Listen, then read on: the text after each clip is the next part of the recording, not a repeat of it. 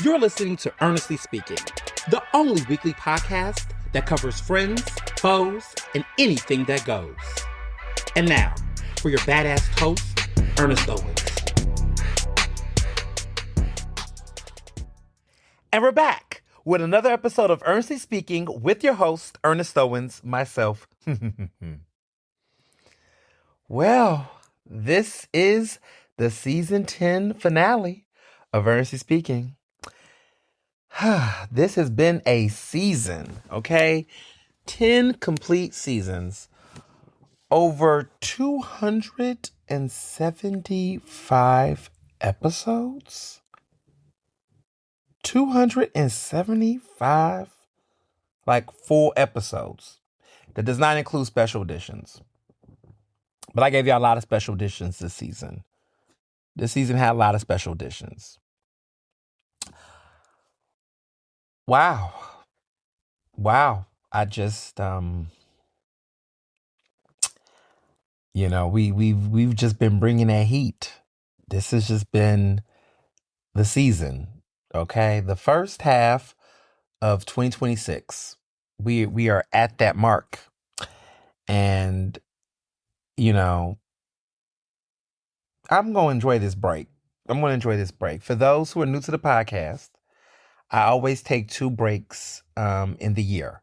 So in total, there's 52 weeks in a year. I do 2 breaks. I do one during 4th of Jamarcus, which is 4th of July weekend. And then I do one at the very end of the year in that Christmas, New Year's Eve, weekend before the New Year starts. And so I take 2 breaks because I do believe that you should always rest and you should always give yourself a mini sabbatical. Not too long, but not too short. And so because of that, I know you all are going to be missing me. And clearly a lot's going to go down. But I love to take that mid-year break. It's only 1 week in between. So there's not this whole, I'm not like some of these podcasts, there's no shade to your other faves that go on these hiatuses and they all, disappear and we got to take this break. So there will not be an episode next Monday. I will return with the season 11 premiere. Season 11, y'all. Season 11. The season 11 premiere of Ernestly Speaking will be on Monday, July 13th. Okay? So there is no episode next Monday. It is the following Monday after that. Monday, July 13th. We back at it again, and we will have so much to catch up on, clearly, because there's going to be some announcements that are going to drop between now and then. Keep me in your thoughts and your prayers. Fingers crossed. You'll know when it comes. You'll know, because it'll be crazy. It's going to be wild. But, just keep me in your thoughts, all your joys, all the good vibrations. It is going to be a very exciting time, and I'm looking forward to all of the excitement. There's been a lot of exciting things just this month. And June is already wrapping up. Pride Month is already coming to an end.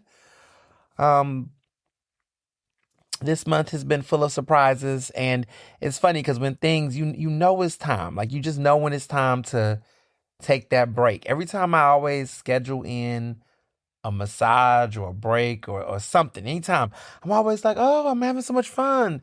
And I'm like, yeah, it's time to have a little reset, just because it can get overwhelming, just the daily breaking news and all the things. And so I love that very early on when I produced and hosted this podcast, I made a point to say when would there be a healthy stop in between, and the perfect stopping points were my most social moments where I'm just like, yeah, this would be I couldn't imagine doing the podcast during the 4th of July weekend because of just just everything going on. Like I like to sleep in. I like to do all the things. For those who don't know my production side of this, I record my podcasts on Sundays. So Sunday is my recording days because I do On the Record with Ernest on 96.1 FM, 900 AM, Progressive Black Talk Media, WRD Radio. So I do that in the morning, and then following that, I typically record the podcast. So Sundays are my recording days, and also just my very chill days. I don't really, in some cases, I do a Sunday brunch if there's a special occasion, which I did on Sunday. But I also like to do it because I like to try to get as up to date as possible on what's ever going on. So there are times where you might, if you listen, there are updated information that happens and things. So for example, BET Awards, right? So I had to make sure the BET Awards, I was able to include my thoughts about that before you all, come, if you're early, core 1000. Yes, I can officially say that. I was kind of for a minute being like, no, it's the core 1000. The core 1000 of you who listen to this within the first 8 hours, I think the average was, or instantly download and listen to it in full. It's like 1,000 of you all who listen to the new episode, in full within 8 hours of its release, which the release is on midnight. I dropped the show on midnight. It's scheduled to go out midnight. Sometimes, depending on some things, it might come a little later, but normally it hits midnight. It's about 1,000 of you all who listen to the full episode, and Apple and all the different Buzzsprout who does all of my hosting of my shows, they can give me I know the averages of people who listen to part of the show or skip to a certain section. They got this down to a science. It's fascinating. And it really informs me on trends. There's a segment of people who listen to this part of the show and then jump to the second half of the show, or I guess there's thirds of the show. Structurally this show has evolved, but for the most part, there is the what's going on in my life, politics, Ask Ernest is that buffer, and then we get into pop culture and social. So there's some people who listen to the first half of the show, largely, and then there's people who listen to the first half and then the tail end. But it's interesting. The majority of folks, based on the data, tells me that the majority of you all listen heavily to my personal bit. Most people, 80, I think it was 85% listens to my segment, my opening segment, which surprises me because I'm just And then right next to that, the politics part. And then overall, 65% of people listen to the podcast, listen to the entire episode. And then 80% listens to at least 75 or more. So pretty decent. Some people don't listen to podcasts the entire episode. Some people listen to certain parts. And with a podcast this long in length, that's pretty good. So I've been told. Because there are people who make 1 hour episodes and they're really big on trying to make their shows 1 hour. That's just never been me. It won't be. This show is long because you all want it to be long. Interesting enough, this is one of the top 50 long form podcasts. And they define long form by being more than 3 hours. This podcast is in the top 50 of long form podcasts. Fun fact. We're in their list. Joe Budden's podcast is on that list. A couple other people, but the Joe Budden podcast, I noticed that was in the list. And of course, Ernestly Speaking is in this list. But I'm a part of a very dope collection of 50 top listened to long form podcasts across the country. So, listen, you all are listening. This is what the people want. It's an art. And I remember when I started this podcast, people who tried to tell me, oh, you should make it an hour, you should make it this. Why? It doesn't have to be. It's my show. It's under my company. It's my body of work. Like, I don't have to, subscribe to whatever the industry rules are. Companies, like other companies, make their shows super short because they have a budget.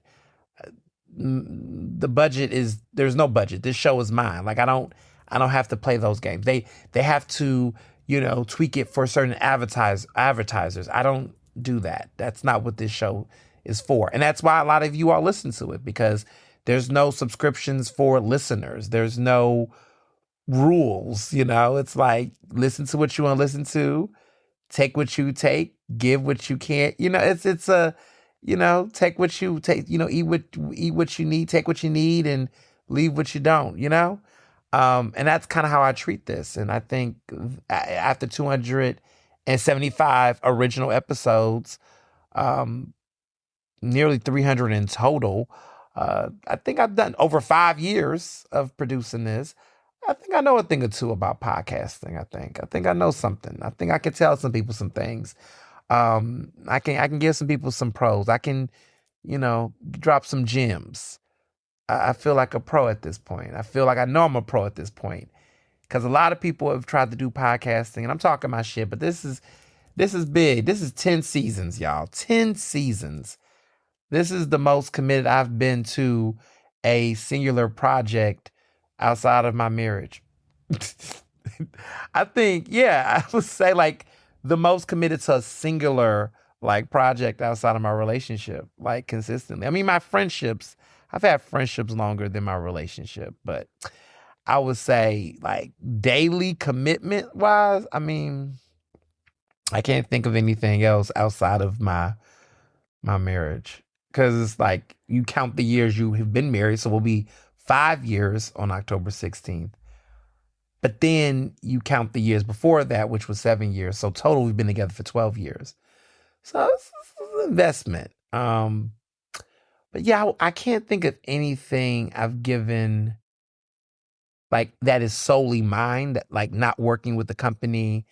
I mean, my Ernestly Empire is a company, but like a sole project, like just like focus. I've had columns that have lasted for a few years. I've had individual things that I've done, but this has been something I've just really been invested in. And I think it's because I'm doing it without thinking about 1,000 other things. And I think that is so important. People don't invest enough in personal endeavors without thinking about all this other shit. Like, I'm not thinking about monetizing this.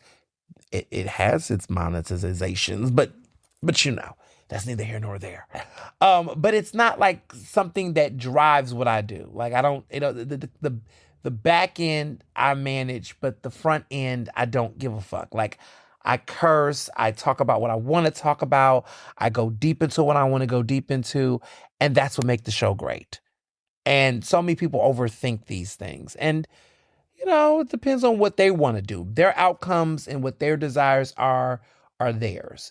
And I've just learned, and I know this might sound cliche, but I've just learned that doing what makes sense for me first, and then bringing who I am and my uniqueness to the table, is the perfect combo.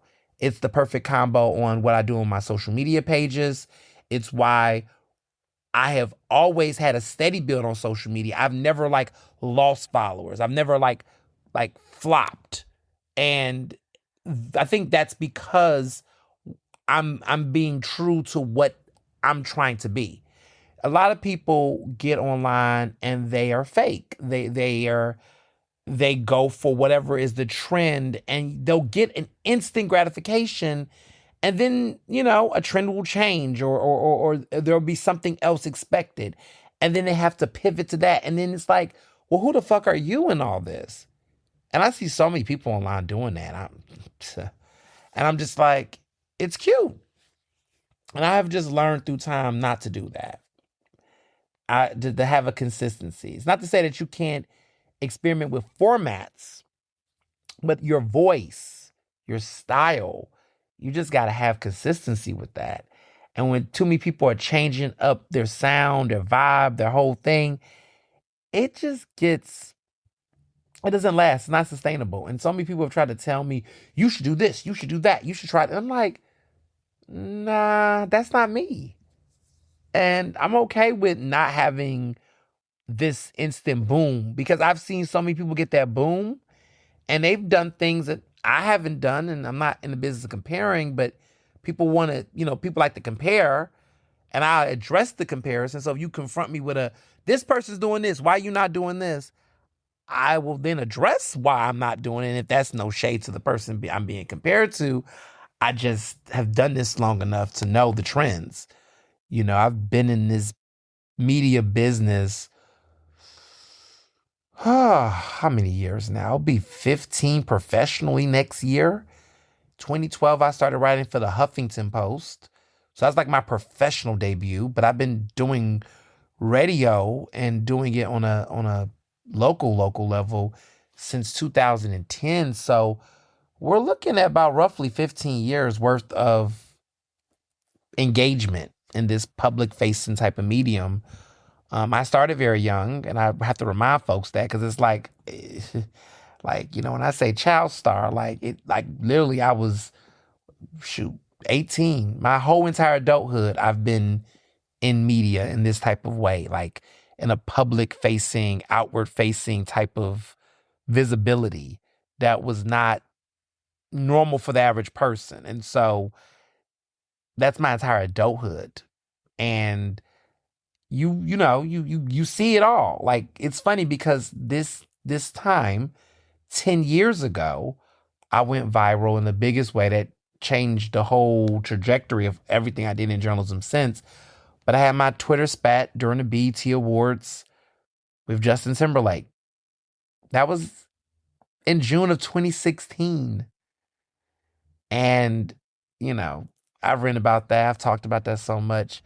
But what I will say is that when that happened in 2016, I was staying in a 450-month studio apartment. I was trying to, I was just finally getting into my journalism groove of what I knew I wanted to do in journalism for real. And, I had just started at Philadelphia Magazine. I was at Metro freelancing.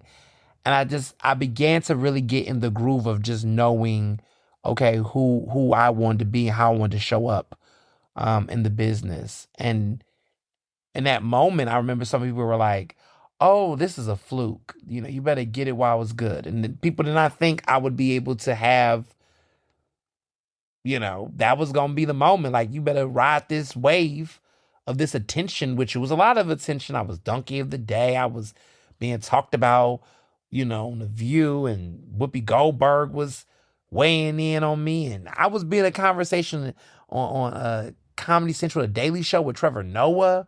Like, people were talking about me in this whole situation. And yeah, it was a moment. I was on the front cover of Metro all across the country, my face and his face. And yeah, it was a moment. And a lot of people just was like, this is, the haters. Where will we be without him? But like, folks are just like, oh, this is, he, this is a stunt and he's having a moment, and, this is one of those, 15 minutes of fame type of things. That's what people have said. Mm-hmm. And here we are, 10 years later. Just look where a lot of us are, now. I'm still, I think I've done quite well for myself. Justin Timberlake is, still a millionaire, but not in the same type of, resolve. I've gone on to do so many other things with my career and, make a name for myself that wasn't just centered on him. And yeah, it's just funny. It's just one of those things where you just, like where my mind was at 10 years ago, so much has happened then, right? Uh, I was 2 years into the relationship with Mr. Johnson. Now we're married, half a decade married. I still look good. I was, 24 then? I'm 34 now. And I still look good. Still got my edges. Still got that skin looking right. My body definitely yo-yoed, but I'm back, Just like, damn. Still live in Philly. Still that, the rest. I mean, had 2,000 followers, I think, on Twitter then. Barely any on Instagram because I wasn't really using Instagram like I used Twitter back then.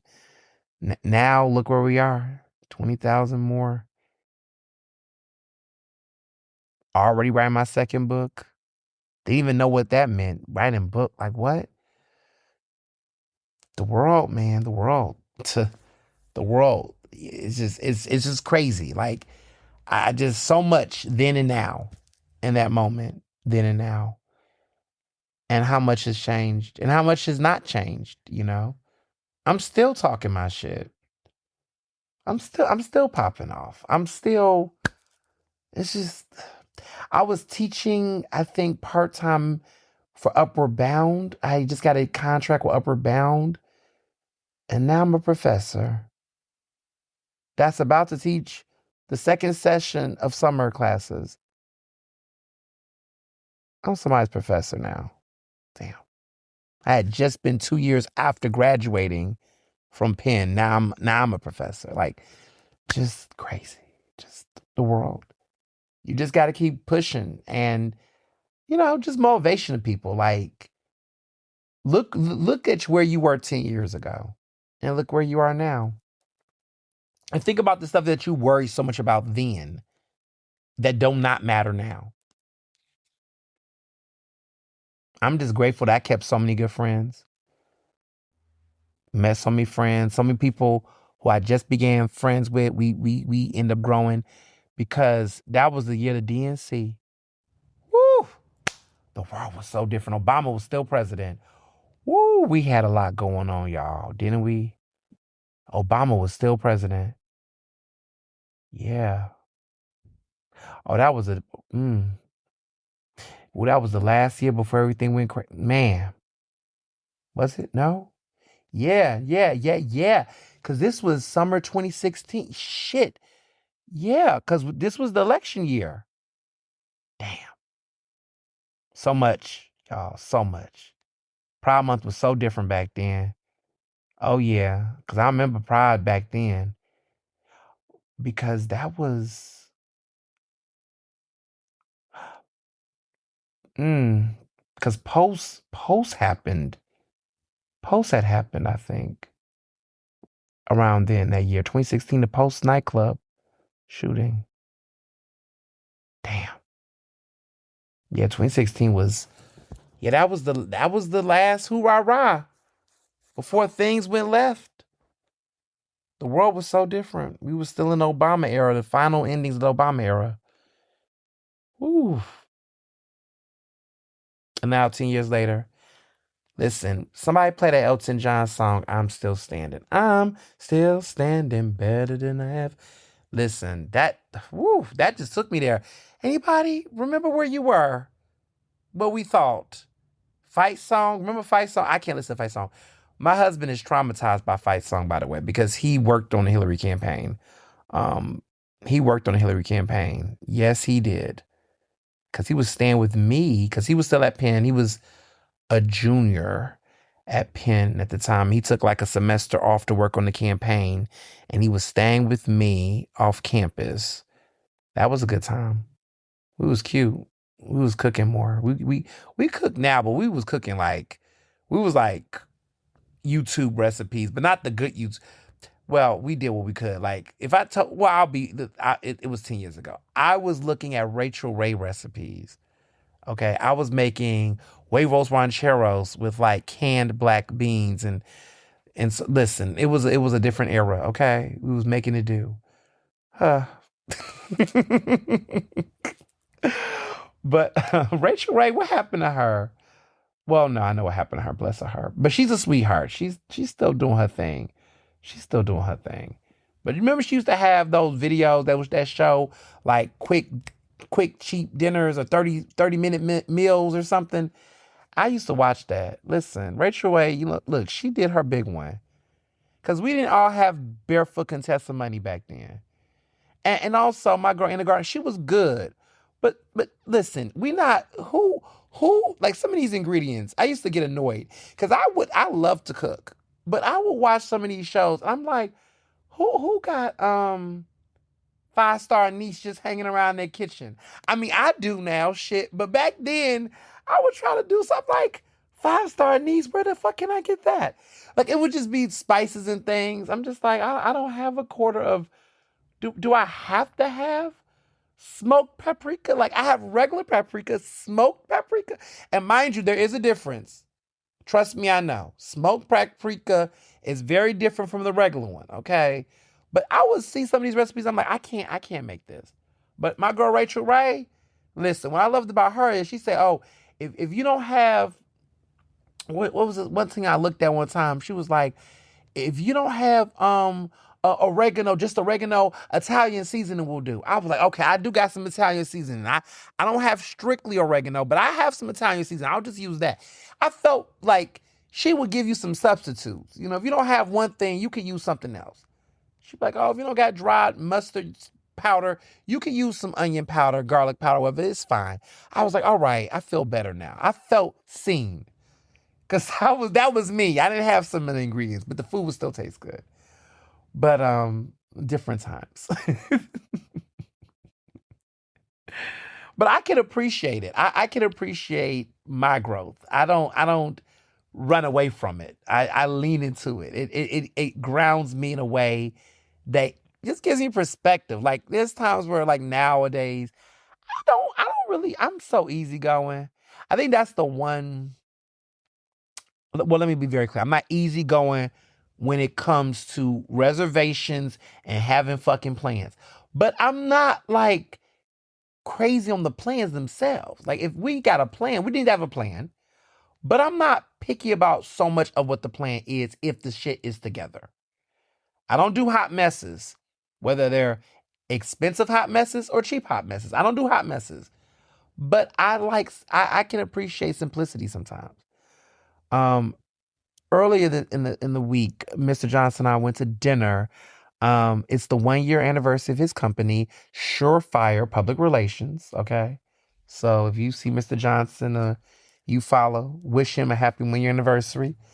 He is now an entrepreneur, full time.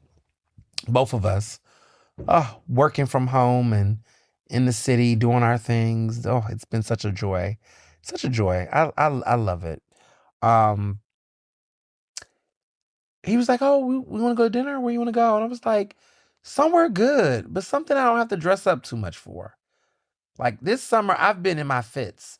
I don't know if y'all been seeing my fits, but I've been in my fits. Like I've been wearing matching sets. Like I'm in a beach mindset. Clarity, I don't like the beach. Let me say this again. I'm in my resort mindset. Like I am wearing matching, very, very thoughtful, pricey, singular fits. I want comfort. I want to look the fuck good, but I want to be comfortable. Like I'm not doing too many blazers. If I can not, I want to put on some cute beach shoes. I want to put on some flip-flops. I don't give a fuck where I'm going. I just want to be in that mood. People look like, oh, you like summer. That's right. I look the fuck in summer. I got my Gucci shades on. Like I'm not doing too much fancy this summer. And I'm normally like this. Like you're gonna catch me in a bunch of matching ass fits. You're going to see me in some very cute, loose linen. Like, I don't care where I'm at. You're going to catch me in some shorts. If the weather's right, you're going to catch me in short sleeves. Like, I'm not giving y'all jeans if I can avoid it. If I can avoid it, I'm going to be looking like summer everywhere I fucking go. It's going to look like I just got off of a resort or headed to one. That is what you're getting this summer. So when you see all these pictures and these cute prints, just know that's what you're getting. Unless I cannot. Like if it's like a super formal thing. But I don't really have too many super formal things on the agenda this summer. Like I'm in beach mode. I have prints and fits I only pull out for the summer. There's some ones that I got 2 years ago. There's some new ones I'm putting in the collection. That is my entire attire. Every brunch, you're going to catch me with a cute-ass, fruity, sweet drink. They say, how do you like your drinks? Just like me, sweet and fruity and strong. Don't get it twisted. Sweet, fruity, and strong. That's how I describe myself. Listen, that's how I love me a good fruity tropical Cosmo in a martini glass. Give it to me. I want color. I want flavor. I want zest. I want it all. And I want it to be strong. And I want all the things. And that just describes me. Like, I can make jokes better. You want to crack them? I will make the joke. I will make the biggest, my friends and I'll be a comedian. I'm not going to say all my jokes here, but I have some jokes, y'all. As you some of y'all can tell, I can make some jokes. But no, that's me with a cocktail somewhere cute. Okay, that's my whole summer vibe. Whether I'm traveling or in Philly, I am in a vacation state of mind. Even when I be posting my shit, I am literally somewhere eating some good ass Jenny's ice cream, creating havoc on the internet. No, I'm joking. They'd be like, "Oh, this must have been a stressful day." Stressful for who? Not for me. I'm somewhere. I'm either at home, I'm at the Pyramid Club somewhere upstairs having lunch, or I'm out at a brunch or something and I'm fucking it up. Like, I'm just easy going with it. Because you know why? Because I'm reminded of times where things were really hard for me in my life. Like, where I was in situations where things need to rock, and if they weren't rocking, it was going to roll. And I had to figure out quickly what to do. And 2016 was that pivotal year. That was the year, what they call a quarter life crisis or whatever they want to call it. 25, about to turn 25. It was a summer. It was hot. I had to do something to figure out where, what was going to be. And things happened 10 years ago that changed the trajectory of my career. And ever since then and to now, I have just learned to just bet on myself, be true to myself, be true to who I am, stick to my instincts, stand on business and on principle, have fun, and don't take this shit too seriously that you missed the plot. Pro tip. Because sometimes people can take the craft too seriously that they forget what the fuck it's supposed to do. Just dropping some wisdom. Just somebody need to hear that today. Don't get caught up so much in overthinking the method that you done forgot the purpose. So that's been my whole thing. People are like, "Oh, you should do reels." I don't give a fuck about reels. I don't. I really don't. I'll get on a couple or something, but I'm not making reels. They go, "Oh, that will get your message out." Will it? Or could I just be cute and maybe potentially in nude right now recording this podcast? You'll never know. And I can record this podcast and say what I need to say and get it out, and thousands of people can engage. I am averaging nearly 2 million views on my Instagram page in a week. Most of the people that are engaging with my content are beyond my follower count. I don't need no reels. These black boxes and these carousels are doing what the fuck they supposed to do. And when they don't, we'll figure out something else. But I'm not chasing trends. I don't do TikTok. People's like, "Oh, you gotta do TikTok," and look at y'all. Are y'all? I mean, is TikTok fly like it used to? Oh, the influencer trends, and the influencers are struggling. They're struggling. Some of them be talking shit ain't moved. What happened to Brand Flakes? That boy talking all that shit, and now his ass is what, in LA now? He done left Philly, left them all his folks behind.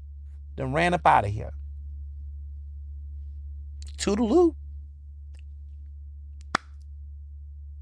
I don't chase trends, baby. I make them. When you're a trendsetter, you create the trend. Because some of y'all have noticed some trends. Y'all notice that the Inquirer has lately since I did it, because let's be clear who did it first. Have you noticed that the Inquirer does like that whole black box thing when they break their news? And I put that in parentheses. Do you notice that? Did they now do carousels with the black background and white letters like I do? And like other news outlets are trying to explore that? Yeah. You're welcome. That's what you do. That's what trendsetters do. You do the thing that people don't think is going to work. You do it. It works. And then people try to make it work for them. It don't hit the same. Y'all see it. It don't hit the same. Because voice is what makes it work. A great philosopher and communications legend once said, the medium is the message. And I don't think people understood what that actually meant. The medium is the message. Because they're too busy trying to copy aesthetic, but they don't realize what that really means. Take that in. Take that in. The medium is the message. Who and what the medium is, I won't share what it is, but the medium is the message. And I think so many people don't recognize that. You define what the medium is to you, but that is the message. And so many people want to catch on aesthetics. Oh, this looks like this, therefore it is. Oh, okay. You can dress something up. That don't mean it's going to be what's going to be. I want to make a joke. I'm going to make it fine. It's the season 10 finale. You know, Rihanna is Rihanna. And there could be a bunch of people like, I don't know, a Tyler, that people could try to make into a Rihanna, but Rihanna is Rihanna. You can try to make a Britney Spears, but look, Tay McCrae, you know, Sports Car is a cute song, but that's not Britney Spears. We have to live in a reality where the aesthetic is never going to be the message, because the medium is the message. Period. So I saw this to say that I'm happy to be doing this show. 10 seasons in. I'm grateful. Thank you for listening. Thank you for subscribing. Thank you for continuing to encourage me, inform me, as I encourage and inform you.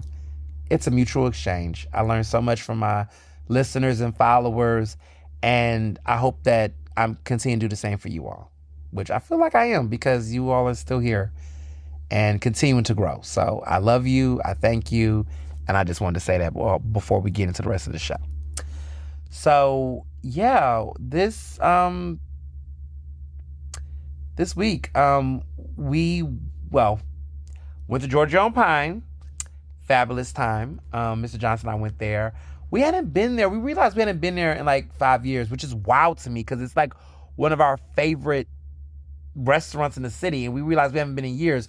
And the last time I think we went was our rehearsal dinner for our wedding. And it just dawned on us that we haven't been physically there in a minute. I'm like, why? And I think it was because we did so much. We went there so much that we were just like, oh, we just, you know, we maxed this out. And it didn't really hit me recently that I hadn't been there in a minute. So we went, and they had the pork chop special. It was so good. And the pasta, the prices. I mean, it was almost like, yeah, it was awesome. It was the same energy, the same vibe, the same smells, the same quality of food. It was a great restaurant. It is one of my favorite all-time Italian restaurants. One of my all-time favorite BYOBs in the city. It's just unmatched. It is great. It is family style. The energy, the portion sizes are exceptional. The prices are outstanding. It is just a great restaurant, and the food is so consistently good. And it's Giorgio on Pine, and Giorgio is in there at the front, busting his ass at the front. Like, he does not cook, but when you walk in there, it feels like Philly. I've been going to this restaurant since I've been in college. We used to go on dates there. Like, it was it's a classic. And I remember when we were dating, I was like, what if we had our rehearsal dinner here? If we got married? He was like, Mr. Johnson was like, really? You think we? I said, yeah, we would buy the restaurant out and we would just have it upstairs. He was like, that's ambitious. And we did it. We did it. And it was great. It was great. We took over the whole, we did a buyout. We did a buyout of the restaurant. Yeah, we did a buyout of a restaurant that Friday night. That was October 15th, that night, the night before the wedding. We had all of our like wedding party and friends too. Like it wasn't just the wedding party. That's why we bought it out, because we did the whole wedding party, and we did additional friends that we just wanted to be there, people who came out of town. It was a whole thing. And we had so much wine, and we did like a prefix menu situation, but we still did extra shit because the food was that damn good. It was great. It's one of my all-time favorite Philadelphia restaurants. And I always don't put it in the top 5 because I always feel like I gotta put these like Michelin star restaurants. But real rap, that shit is in the top 5. It's in the top 5. Period. It just has a certain type of like sentimental value, and I like what I like. And I feel like James Beard, y'all don't know what's good. Sometimes you just know it's good to me. It's one of the best to me, and that's all that matters. And it's been around for over how many goddamn years? It's been around for over 20 something years or something. It's clearly outpacing some of these other restaurants. There's restaurants that have won James Beard Awards and it's not open anymore. Sometimes the classics be hidden. And I don't feel like Georgia on Pine get enough fucking appreciation. And I made sure when I was at Eater, I put them in lists and let people know, because people like to sleep on Georgia on Pine. And I'm not saying like Philadelphians, because clearly the restaurant's open. People know about it. But I think sometimes people take it for granted. And I felt like, yeah, I don't know. When I went there, I was just like, this is the one. Like, listen, anytime, I've had birthday dinners there. I done made my friends do birthday dinners. They so picky, they don't know where to go. I said, oh, let's go to Georgia Pine. I think that's what it is. We went there so much. It just never gets old. So I'm committed to giving myself a biannual visit. Like, I'm going twice a year now. I try not to go to my favorite restaurants like all the damn time, because then I get like, because that's how it was at Rex at the Royal. Like, Rex's Royal is another spot I love. But they go in and out, because of whoever their chefs are. But Georgia on Pine is very consistent. It's more consistent. But I do enjoy Rex at the Royal. But I had to take a break because last time I went there, I had my birthday party last year. My 35th is this year, so I'm not having it there. Those who know, they'll know very soon about that birthday. But I am not having it there this year because I want to be a little bit more extravagant. But yeah, Georgia on Pine was great. It was a great time. Went to brunch, Terra Grill. Shout out to my good Judy Morgan Parrish at Fox 39, sweet lady. We had a great little fabulous brunch at Terra Grill. That's the one in Fishtown. I went there for dinner with my good Judy, Candace. We enjoyed it for dinner. I am happy to report back that the brunch at Terra Grill is equally worthy of your time. Grown, sexy, great portions. Definitely more upscale brunch compared to like some of the places that y'all might be want to go to for brunch. No judgment there. But I do feel like sometimes you want that grown brunch. Like, okay, there's the boozy brunches where people get ratchet and do the most and blah, blah, blah. There's time for that, right? But then you sometimes want a brunch that maybe you got friends and y'all want to have a birthday brunch that's an actual grown, sexy, my bestie wants to go to a nice spot and have brunch.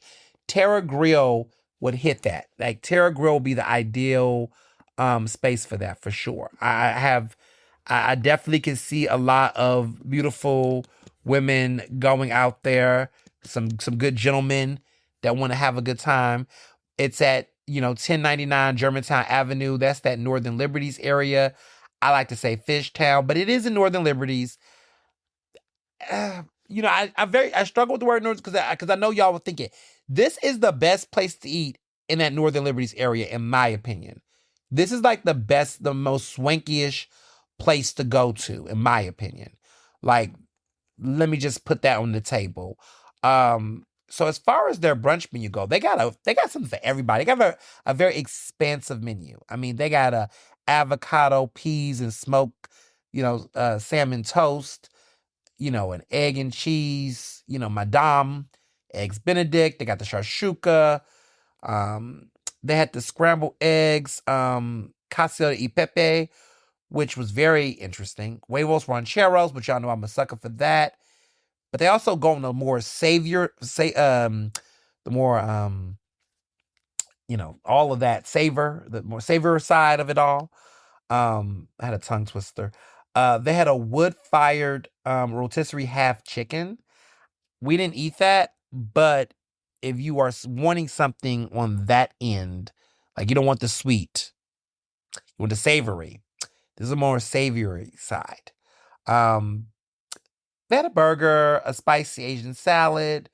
But I'm like, if I'm going to brunch, I typically like to do I gotta have the brunch breakfasty dish. And then I like to have that, and I like to split like a French toast situation. Because I just feel like I just don't want the sugar crash of just something like French toast, and that's it. Like, I gotta have a breakfast type of situation. And then split like the situation. They had these whole wheat pancakes and berries. They had the French toast, which I really liked. They had this omelet. So I like stuff like that. Like, I want to mix. So that was exciting. And then of course they had, like I said, the huevos rancheros, that spoke to me. I was, I was like, let me do it. They had steak and eggs, but I always feel like, steak is a little too heavy. Like if I'm going to do dinner, and I was like, I don't want to do it too heavy. I was given that, but it was just a very overall good menu. They got the Bloody Marys, they got the Spritz Rosés, they got a bottle of bubbles, which was for $50, which was not bad. They had a mimosa, which you could get in orange, peach, or watermelon. I did a Spritz Rosé, which was fun. Because it was Spritz, I don't do Bloody Marys. I've never been that girl. I'm not judging if you do, but they had one that had vodka, but they had like Italian cured meats and cheese as the garnish, which I saw people was enjoying that. Okay. All right. Mm-hmm. Mm-hmm. Not judging, I just think about my stomach. Like, that's a lot going on, so there's a lot going on. It's a little lot going on for me, personally. But I can understand, some people's tastes. Tastes are subjective.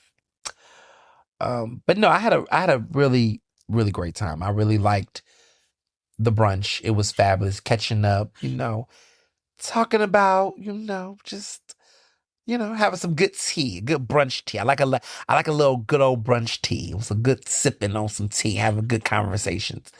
It's always good. And being cute, looking like the trade. I was looking like the trade. No, I'm joking. But it was cute. It was a good time. Definitely will recommend to go there for brunch. This was a very I really had a very chill week.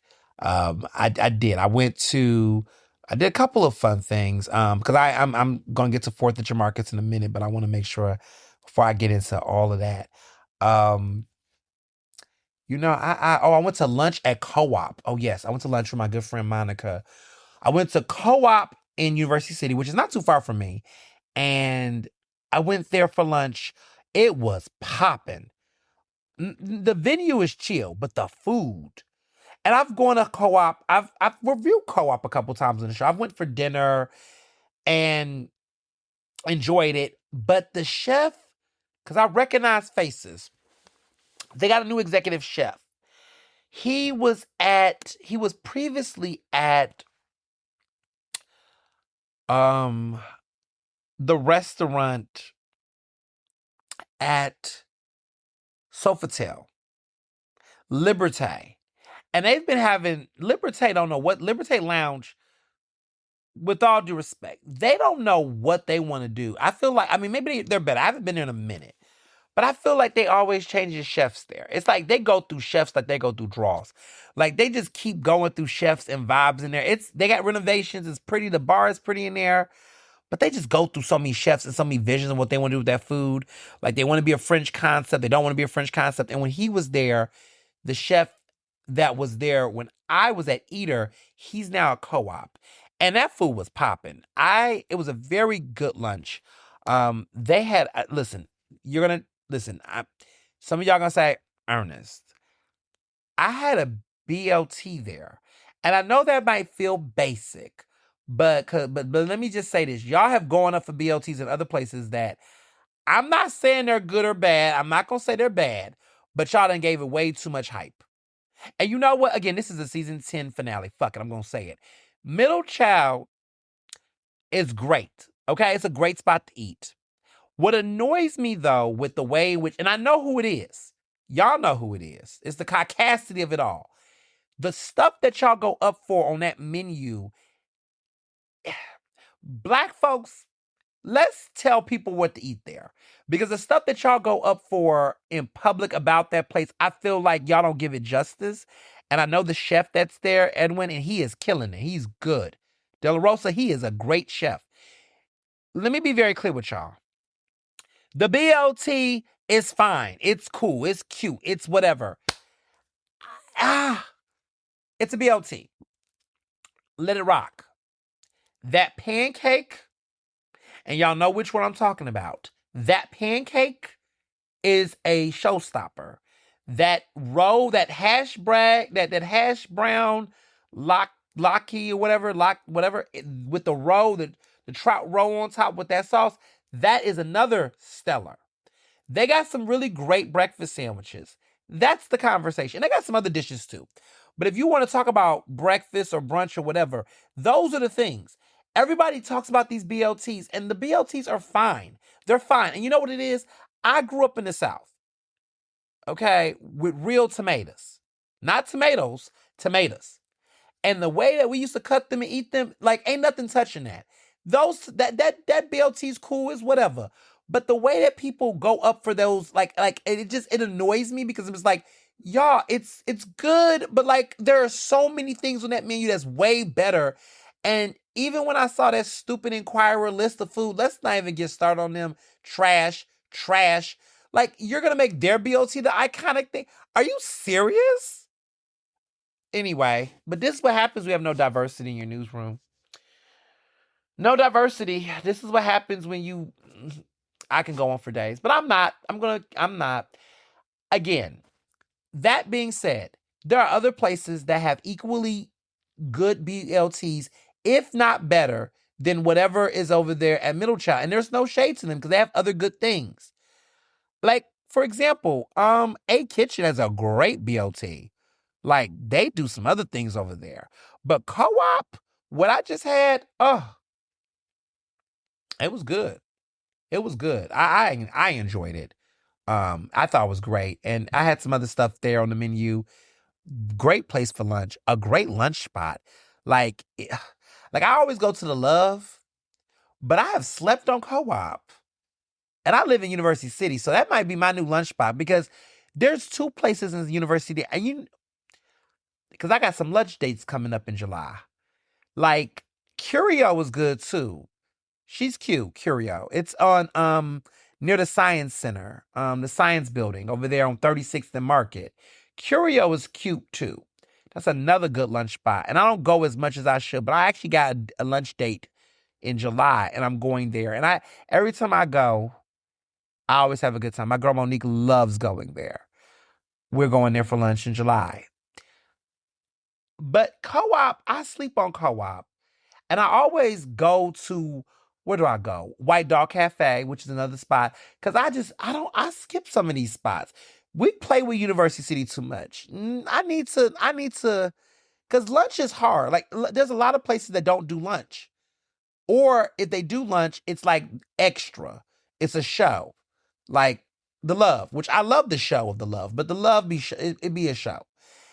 Because it be people there. You're going to go there, And then Vernon Coffee Bar is a treat, and I love Vernon Coffee Bar, but I go there on special occasion lunches. Like, that's like on some we celebrate it. It's big. Like, I don't play with them with lunch. Like, you just can't go. You just can't, because you'll find, listen, like, Vernon Coffee Bar is one of my all-time favorite lunch spots.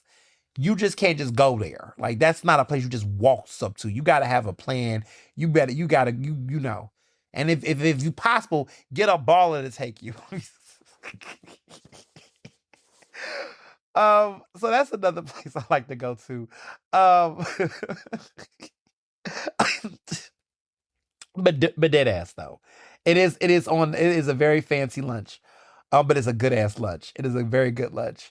So Verdict Coffee Bar, I love The Love. The Love is another one. Park, y'all can have Park. I have nothing against Park. Park is fine. Park is just so overrated, and it's not bad. It's not bad. I just do not want to go there for lunch, like, because I just feel like they get too much money. And I know there's other places that get money too, but I just feel like a sellout going to Park for lunch. I just feel like a sellout. I'm like you just gonna go there. You like all these other options. Like, mix it up, have some fun, do something different. Don't tell me you're going to Park for lunch. Do something different. So yeah, it's all love. Steven Starr. I mean, well, hell, he got everything down that corner. He all right. He owns The Love. So I know he's somewhere looking like, well, I ain't even mad because, if he don't like to go to Park, he's going to Love. He got the monopoly over there on that strip. So he looking at me like, well, I own The Love too, Ernest. So if you don't want to go to Park, that's fine. Just take your ass to Love. And if y'all don't like that, go to Borromini. Or if you don't like that, go. He owns that whole strip. He all right. Okay, because some of y'all get offensive. Be like, oh, you're trashing a local already. First of all, Steven Starr is not just local, child. He got restaurants in D.C., New York, and other places. Steven Starr is the Steven Spielberg of Philadelphia restaurants, okay? He is not no little indie filmmaker. Relax. But Park's bread basket is superior, and they have good things. So if you do want to be basic if you want to have fun and go out al fresco dining, go there for al fresco dining. But like, A Kitchen is another great place to go to lunch. Oh my God, like, A Kitchen is phenomenal for lunch. I'm just thinking about all the greatest hits, y'all. A Kitchen is another great place to go to lunch. Oh, so good. So good. But when I'm not in Center City, because I need to, I've been trying to mix it up a little bit. I need to give University City more love. I live nearby, and I need to. You need to go to other places. So Co-op was just a great opportunity to do that. So I highly recommend Co-op. So yeah, and I'm always at the Pyramid Club. Okay, listen, I love the Pyramid Club. I love to be a member. I love being a member. Compared to another place, but that Fiddler Club that y'all be talking about.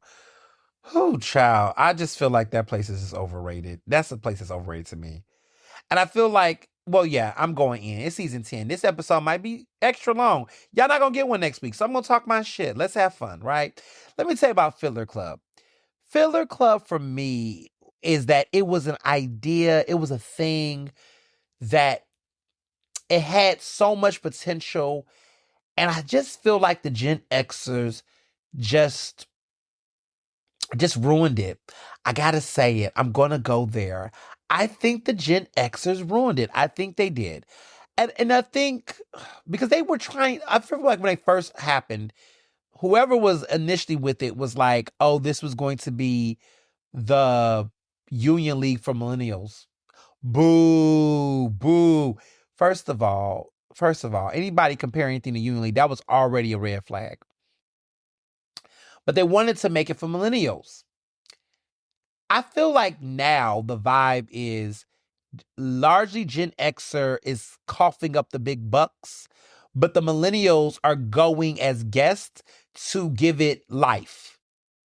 Like, Gen Zers don't really go there, to my knowledge. It seems like it's like some boomers, some very hip boomers, and some Gen Xers that really want to feel cool.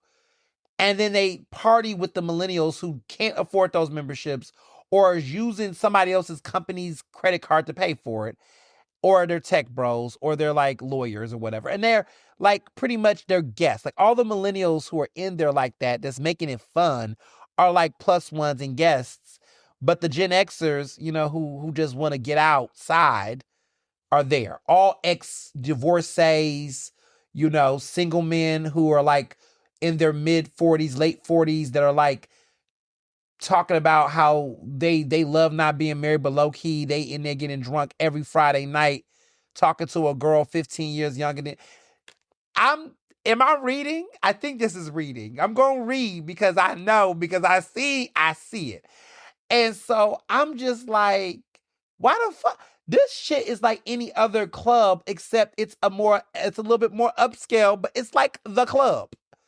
Like most of these lounges downtown. Like it's like Van Gogh in 2026. Like it's Del Frisco's on a Thursday night.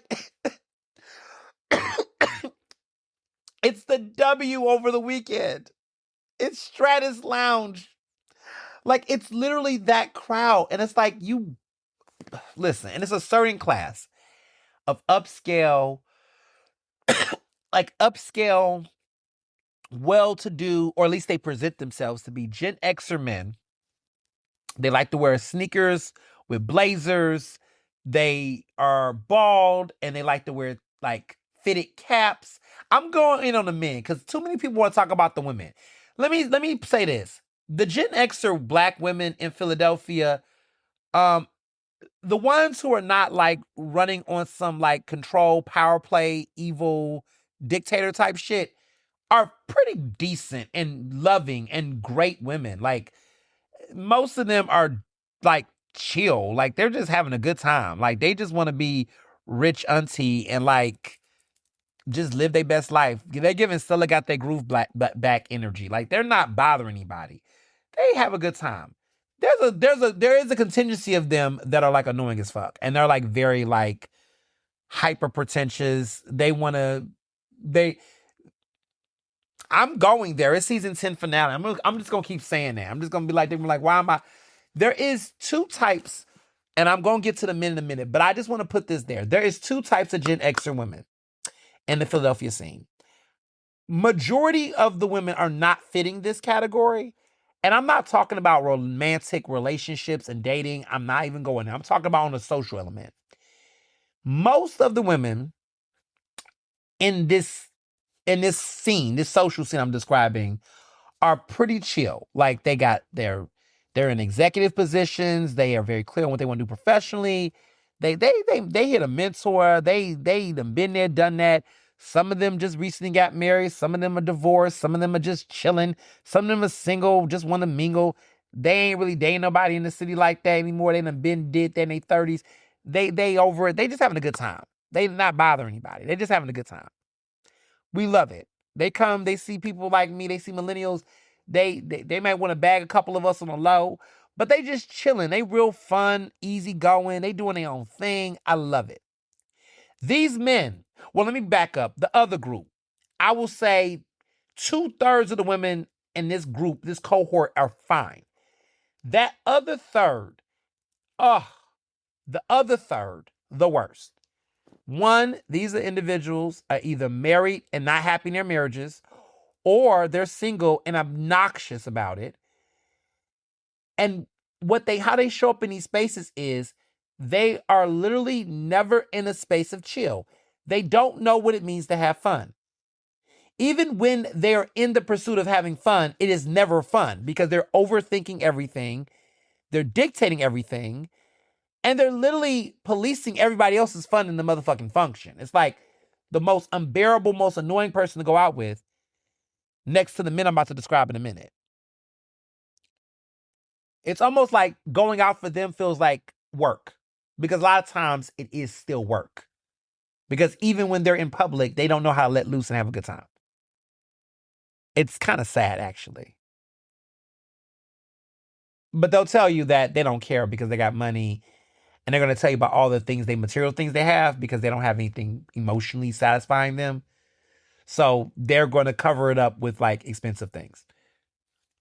Now to the men. The men in this category are the worst. The worst. I will say 10 to 15% of them are decent men.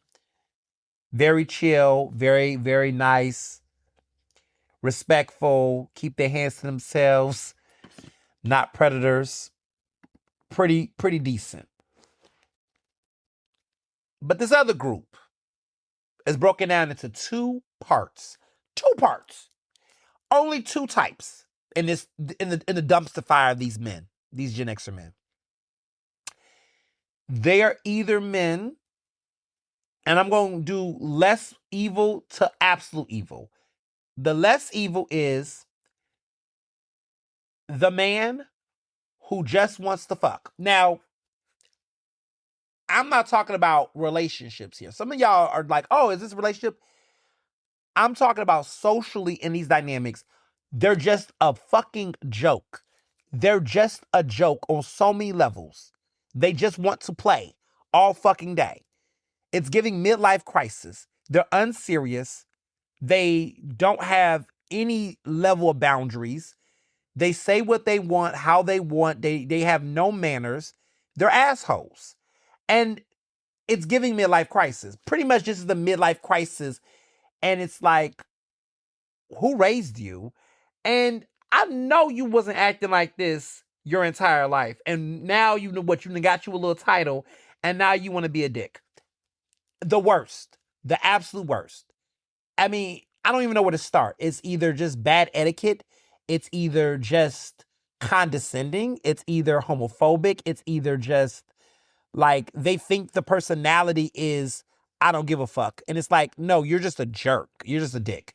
And I can't tell you how many men in this scene fit that category. Like they just go around just fucking with people. It's just this weird.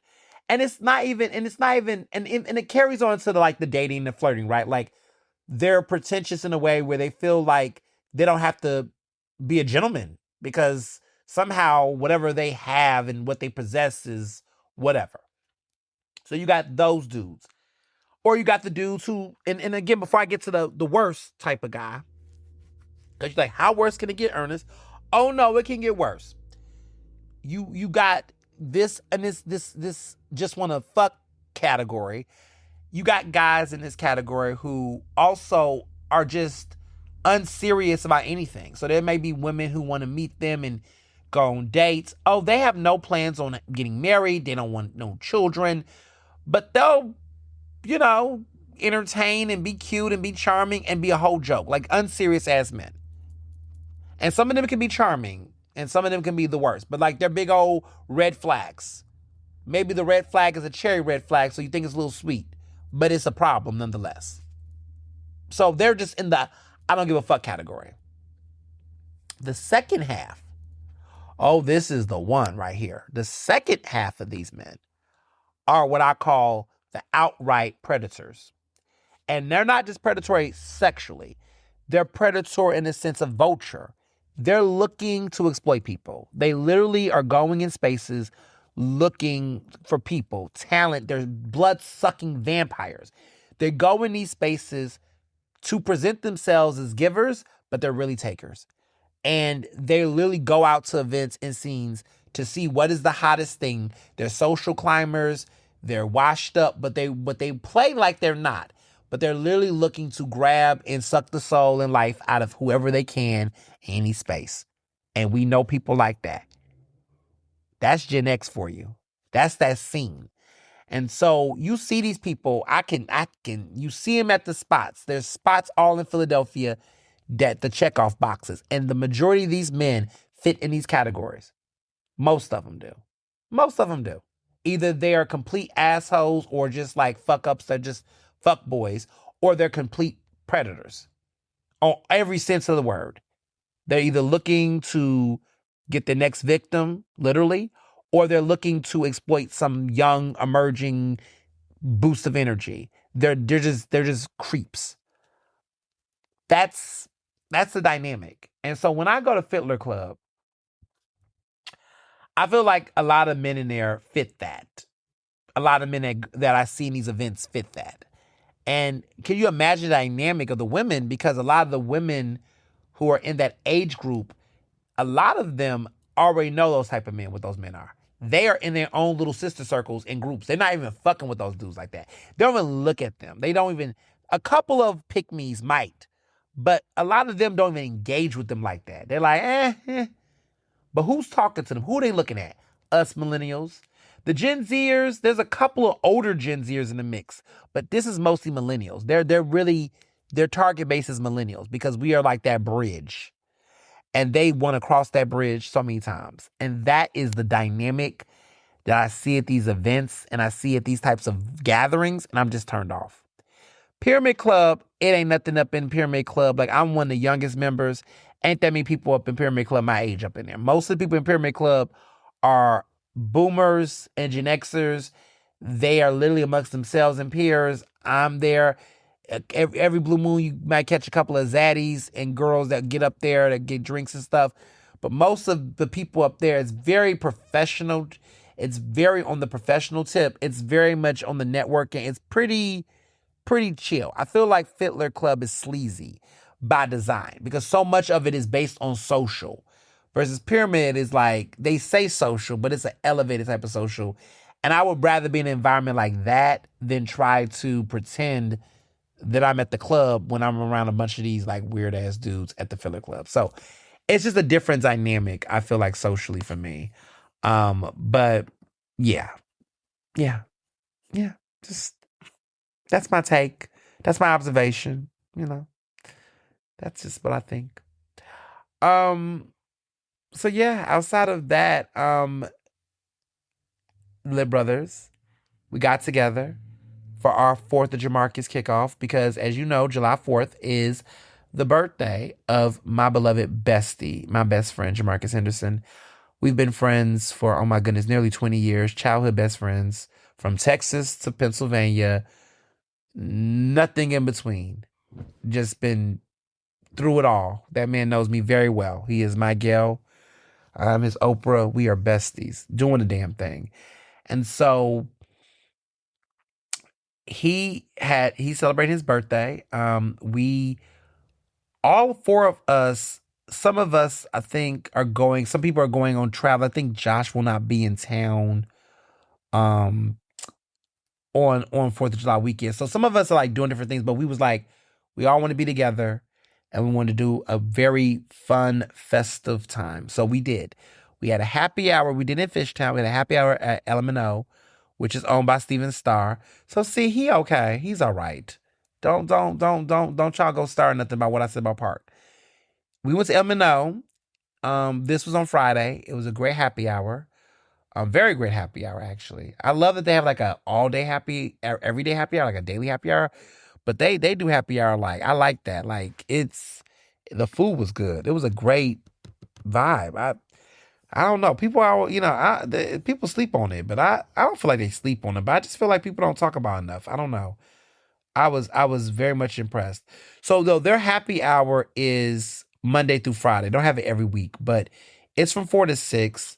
But it was dope. They have dinner, they have brunch, they have weekend vibes. They got a lounge situation that happens Friday through Saturday from 6 to 11 p.m. They got a lot going on here. So I'm a fan.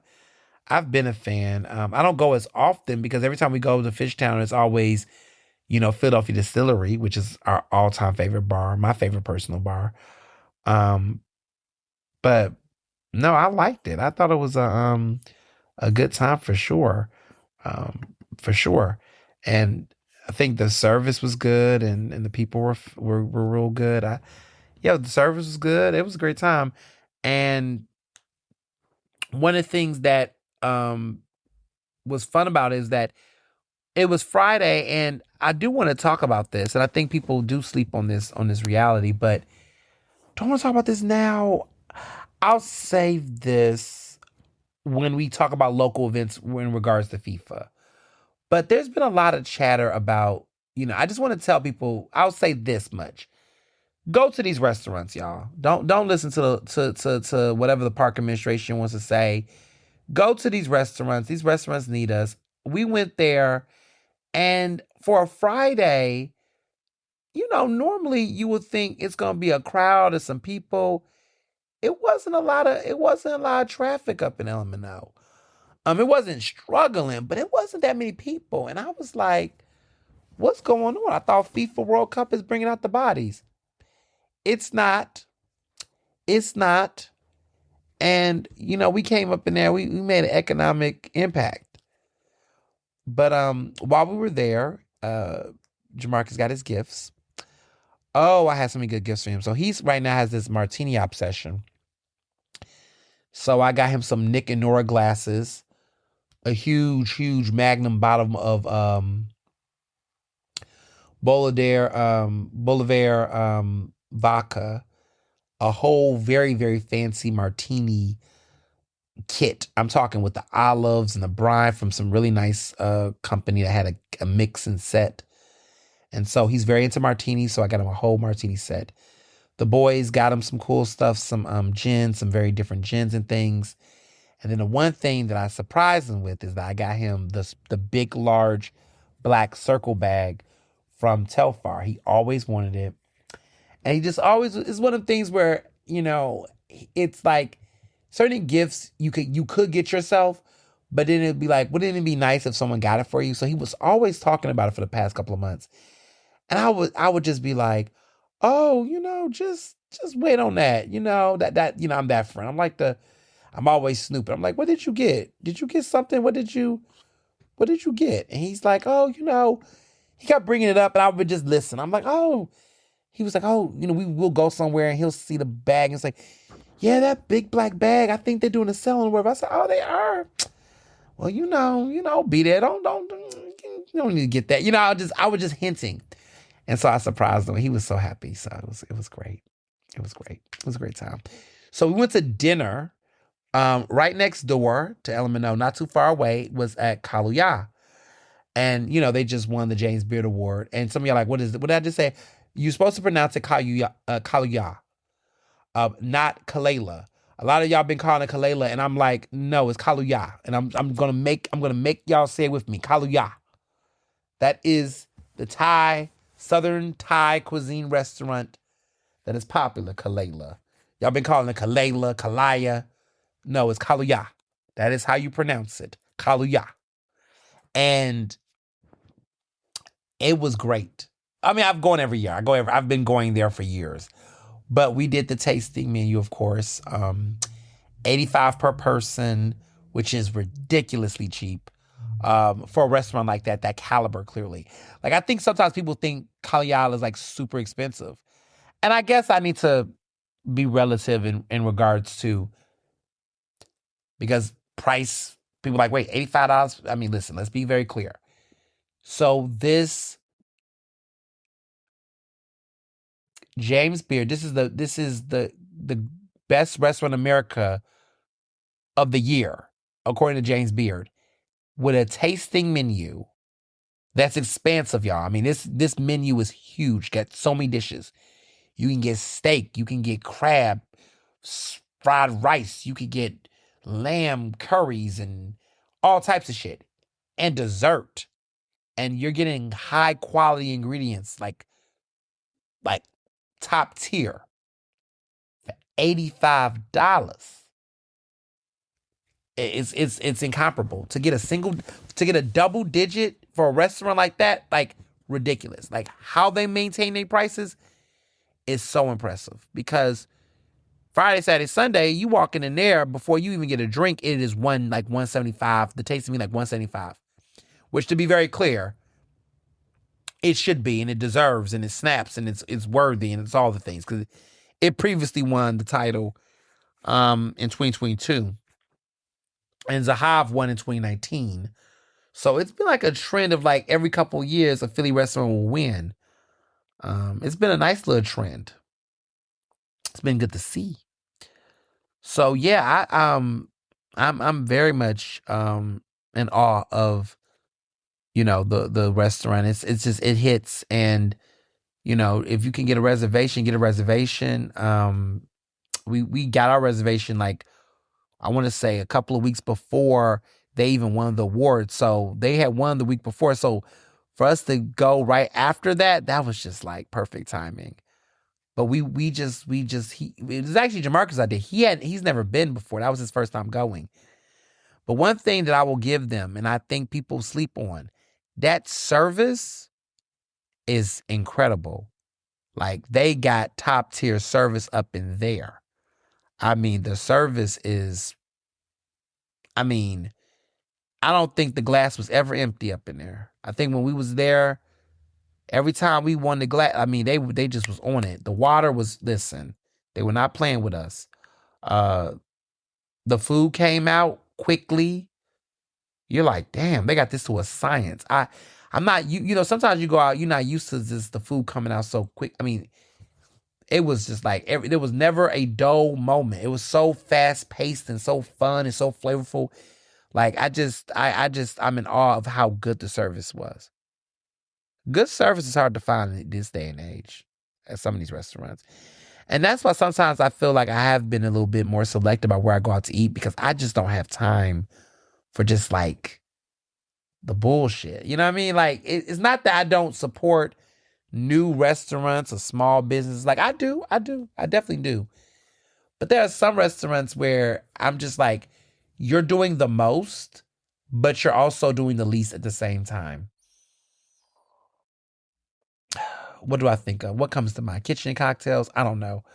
I just feel like there's some restaurants where it's like, you got all of this razzle dazzle. You got all of this stuff going on. But then the substance just don't be hitting. Like, it's just like, why is it all of this? And yet I can't get the bare, basics of a menu. Like, can you tell me what the specials are? Should I have to ask? If I ask about a menu item, you don't know anything about it? Like, what we doing?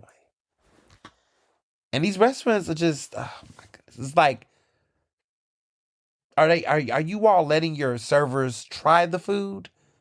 Like, do you let them eat the things? Is that part of the training? I don't know. Cause some restaurants, I'm hearing horror stories of some of these restaurants. This is like, they just putting people on and just telling people what the menu is and memorize the menu.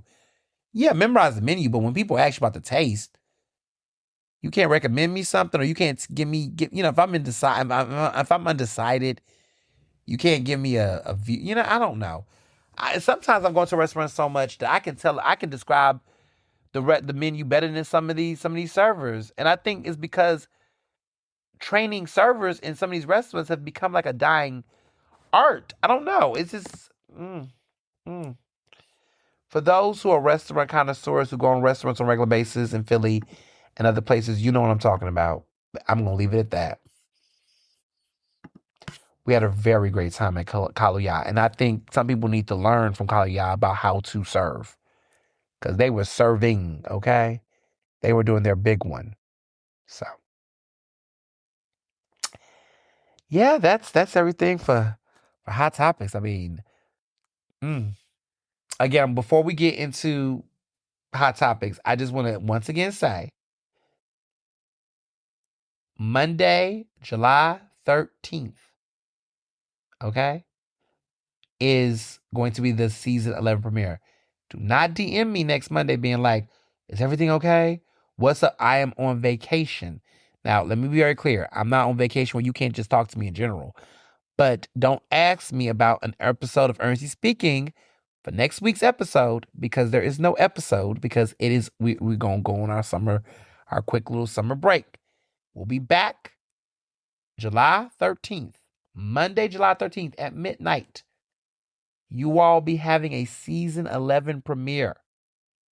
And clearly you ain't going to want to miss it, because we're going to have so much to catch up on. Because you already know what's about to go down in the next week. That Wild Wild Welcome America Fest, that 4th of July concert that I'm not going to, that one Philly United City. First of all, I shouldn't even say Wild Wild, because Wild Wild not doing the concert. This is the one Philly. Listen, I'm trying not to do a special edition. I am going to try my hardest to really enjoy my break. I don't want to do a special edition on my break. I don't. I want to be able to not do any recording. I want to do a vocal rest, which is funny because I don't really be on air like that. But I want to just not do a recording. I want to enjoy it. I don't want to do something. So if there is a special edition, it would have to be something. And this season, by the way, y'all got spoiled. Y'all got spoiled because there were some episodes I didn't necessarily have to make a special edition, but we kind of did need it. You know what I mean? We kind of did need it. Looking back, yeah, we kind of did need something. Somebody did a little bit too much, but I actually felt like, well, why not? I just felt like I wanted to talk more about certain things, and it was great. But I really, unless something really bombshell happens, and something in my gut is telling me, oh, the mayor, this mayor and 4th of July, she's bound to do something. This is a firecracker. This is her firecracker season. Y'all remember what we was dealing with last year with DC 33 and Jasmine Sullivan and that concert and the pulling out and all the, it was a lot going on. It was a lot going on last summer around this time with the mayor.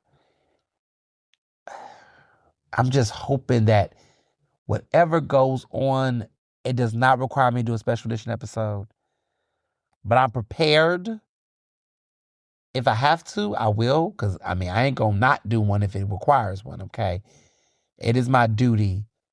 However, I'm just hoping that we can just, look, there's going to be some news, but it does not require a special edition episode. Because that's, I just hope I can be able to just chill. Let's hope that for me. Let's just hope. Because I'm going to do one if I got to do one. Listen, we're going to do what we're going to do. But I'm just hoping things are not that over the top, that just for my vacation's sake, let me enjoy it.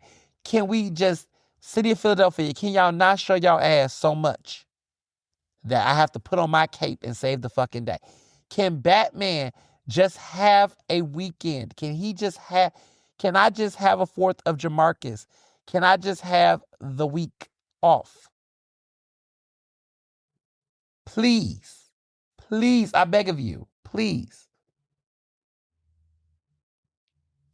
Let's just all hope that. But I'm going to tell y'all right now, if something just really requires it, okay, and it's got to, because I know it's going to be some silly stuff, some shenanigans. That's fine. Life happens. Let's see. So I'm just going to put that disclaimer out there. I'm telling y'all right now. We'll know. You'll know. Because I'll tell you in advance. We'll do it together. So now to Hot Topics. So, speaking of big events based on egos, Donald Trump has his Great American State Fair that's happening right now. It has been, the best way to describe it, a flop. Elected officials, his mega supporters, they're going out there, they're posting on their Instagram from the fairgrounds, trying to get people to go out to their respective states. Pennsylvania did not have a participating state. They couldn't find any businesses. They're joining 7 other Democratic states that have not participated in this because, nobody wants to be affiliated with it. So a lot of, Midwestern states have participated. It's just been given flop energy. Lots of flop energy. There's been, there's been several states that have been a no-show. There's been, the Great American Fair does not feel like it's called the Great American State Fair. The Great American State Fair is just not doing. The concert was a flop. Even the attendees that's been going have been criticizing it. The The Freedom 250 concert that Vanilla Ice wanted to do got scrapped due to bad weather. Vanilla Ice has been trying to clap back. He said that it should be about uniting the country. I don't know how. There's nothing great about the Great American State Fair. I guess you can call it the worst American State Fair. This is the ego. Like, his ego has been bruised, and there's been several states. I mean, at least 10 states apparently. At least 10 states. It's been Connecticut, Illinois, Maine, Massachusetts, North Carolina, Oregon, Rhode Island, Vermont, Washington State, and Pennsylvania. Like, they're not participating. They're saying that it's high costs, logistical issues, concerns about whether or not this shit is like super partisan framing. Like, it just does not feel like a good time. So even Hawaii's not participating. So at least 11, it appears to be 11 possibly. I mean, that's the one thing. Shots in my state. Commonwealth of Pennsylvania. Shots to the Commonwealth of PA. Shapiro knew what's up. We want to be bipartisan. He chilling out on that. But, we'll see. And more bad news for Trump this week. He's beefing with his own Republicans. An affordable housing bill that was bipartisan to, ensure affordable housing, right? This is something that all Americans, right? Affordability has been the word of the year. Everybody's talking about affordability. If you're in Philadelphia, no matter where you are, affordability is the theme. Everybody's like, look, you need to, things need to be affordable. Well, he's not signing that because he wants his SAVE Act to be passed.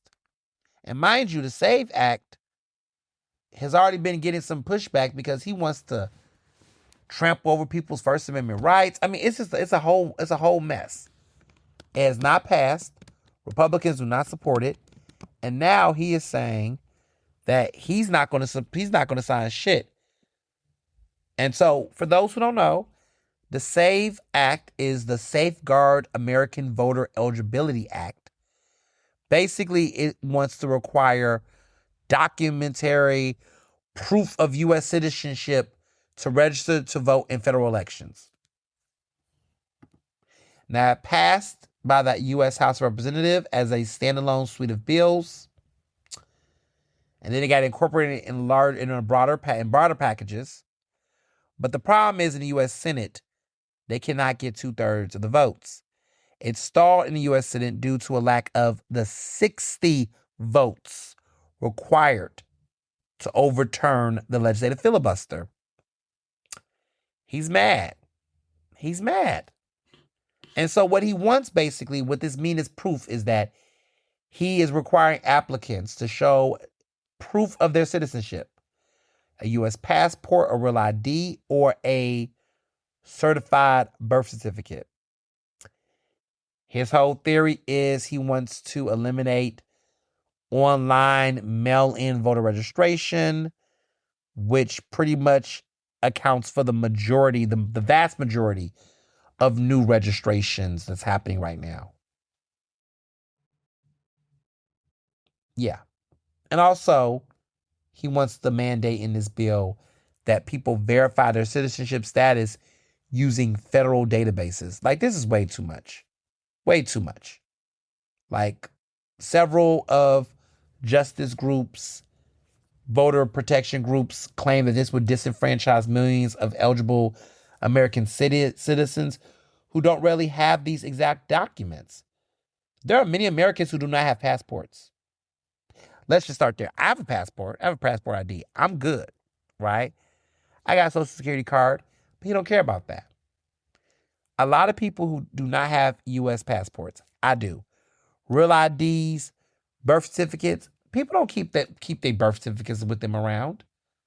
A lot of people do not have their birth certificates with them.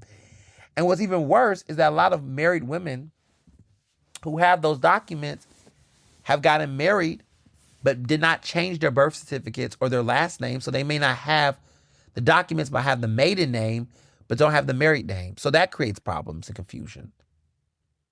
And again, a lot of people do not have these documents on them anymore, but they are U.S. citizens, and they don't have, they have the IDs, but real IDs. So they're making everybody have that, and then passports. It's a lot there. Because here's the thing: if you have a passport, you would have had to have provided that kind of documentation to get a passport. So that's why if you have a passport, you don't have to have your birth certificate, because in order to get your passport, you would have had your birth certificate as a way to get that. So once you have a passport, all you got to do is renew. So that's why for some people that when they get jobs, I always get a passport ID. Because I don't like I recommend people get a passport ID personally. To avoid not carrying your passport around for legal documentations. Now, a passport ID will not get you abroad. You have to have a physical passport. But I always recommend the passport ID because of the fact that it gives you, it circumvents that process. So like, for example, if you are getting a new job or you have to have proof of certain things, they might say, okay, you need to have a government document, and then they might want this proof of citizenship type stuff. So it can be anything between a birth certificate, a passport, that kind of stuff. Well, if you have a passport ID, that also can be used instead of your physical passport, your birth certificate, all those things. So that's why I get the passport ID, just as a physical, easy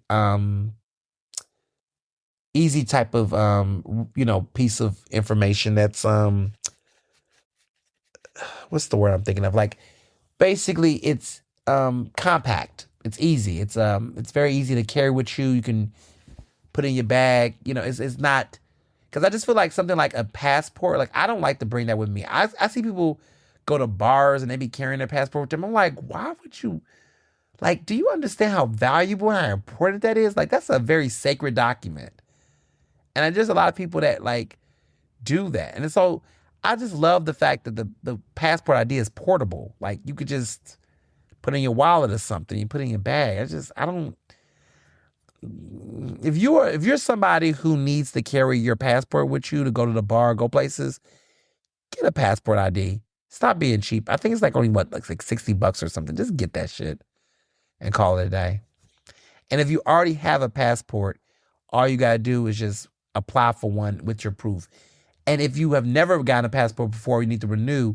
When you're in the process of renewing your passport, just get the ID and tack that onto the bill as well. That's it. Simple. Trump is mad because nobody wants to do this. Nobody wants to pass that act. So he's now holding other things up hostage. And he's going off. He's going off. He is going off. He is showing his ass. It has been a hot mess. Part of the reason why, and this is my thing I've noticed, is around these Supreme Court decisions. There are some things that they did support the president on. Pretty much they sided with him on two big tests of his immigration crackdown. So now he has the power to kick out hundreds of thousands of migrants and also turn away others at the southern border. The Supreme Court has basically allowed him to end humanitarian protections that permit people from Haiti and Syria to live and work legally in the U.S. So TPS, which is a temporary protected status, this happened in 1990 to provide temporary legal status to people fleeing war, looking for asylum, basically. Natural disaster, other crisis, they've shut that down. It clears a path for a potential deportation of 350,000 Haitians. 350,000 Haitians. And 6,100 Syrians. And it's going to have a lot of implications because TPS holders are coming from multiple countries. So this can impact that as well. And then also, another one. This is the other situation, this other case. Supreme Court justices basically are allowing the Trump administration to turn away migrants seeking asylum. And this is the one on asylum along the U.S.-Mexico border, basically physically preventing them from crossing into the U.S. They said the federal law would entitle, where federal law would have entitled them to try to claim asylum. That will not work. And this was split along ideological lines, 6-3. So that means 6 conservatives and the 3 women who are the liberals. Yeah. They're giving the majority of the Supreme Court, the conservatives are giving that deference to the president. You can't even deny it. You can't. And it's racism and it's xenophobia. It's very clear. He has a history against Haitians. He's accused them of poisoning the blood of America, talking about eating pets. Literally, he said this.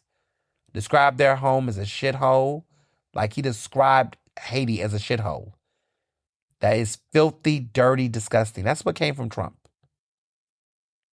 And that level of discrimination, yeah.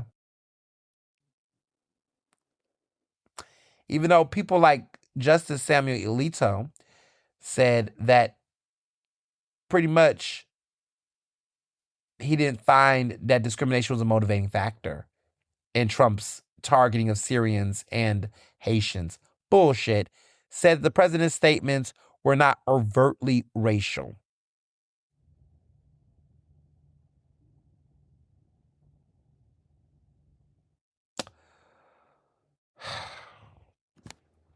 Elections have consequences, y'all.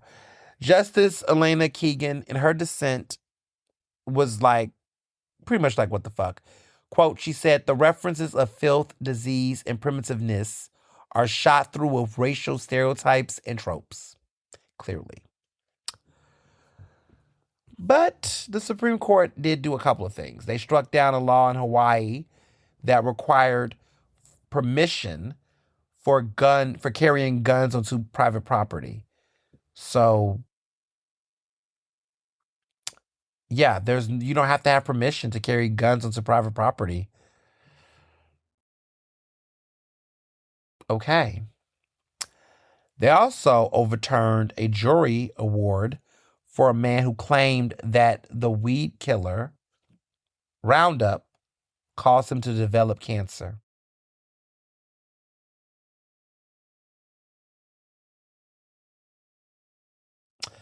Yeah, they're showing their ass. They're showing their ass. And it's not over yet. We got a couple more cases that are coming up. We got a ruling. We got some rulings that are coming up.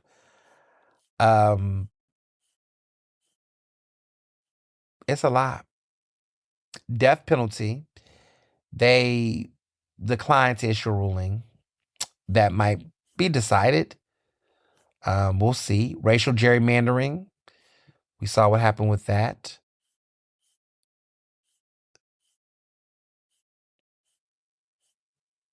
It's a lot. Federal Reserve Board firing. That's what we're waiting to see. This is the situation with Lisa Cook. This is the black woman who was a member of the Federal Reserve Board. She sued Trump. He tried to fire her in August. Then they made an allegation that she engaged in mortgage fraud. She's not been charged with any of that wrongdoing. We're going to find out what's going on. This is going to be a case to see how much discretion Trump has to remake and control the Fed, which he has tried to do so to lower interest rates. So this is the Federal Reserve Board firing. We're going to have to see what's going on there. Regulator firings. He's fired independent government regulators despite federal laws that's supposed to stop him from doing that with political pressure. We're going to see if he has the right in the Constitution to do that as well. The big one, birthright citizenship. He signed an executive order, as you all know, to end birthright citizenship. We got to see what the Supreme Court going to do on that. If they uphold his executive order, that can redefine what it means to be a U.S. citizen. And that will be a landmark case. This is called Trump versus Barbara. We're going to see where that's going to go. Mail-in ballots. We're going to see what's going to happen. They basically want to see if they want to challenge pretty much this grace period rule, asserting that the federal law requires that ballots must be received by Election Day. So pretty much this happened in, this is the RNC versus Watson. So Watson versus the RNC. So this basically happened during 2020, during the COVID pandemic. Mississippi lawmakers have voted to accept mail-in ballots that are mailed and postmarked by Election Day, but arrive up to 5 business days later.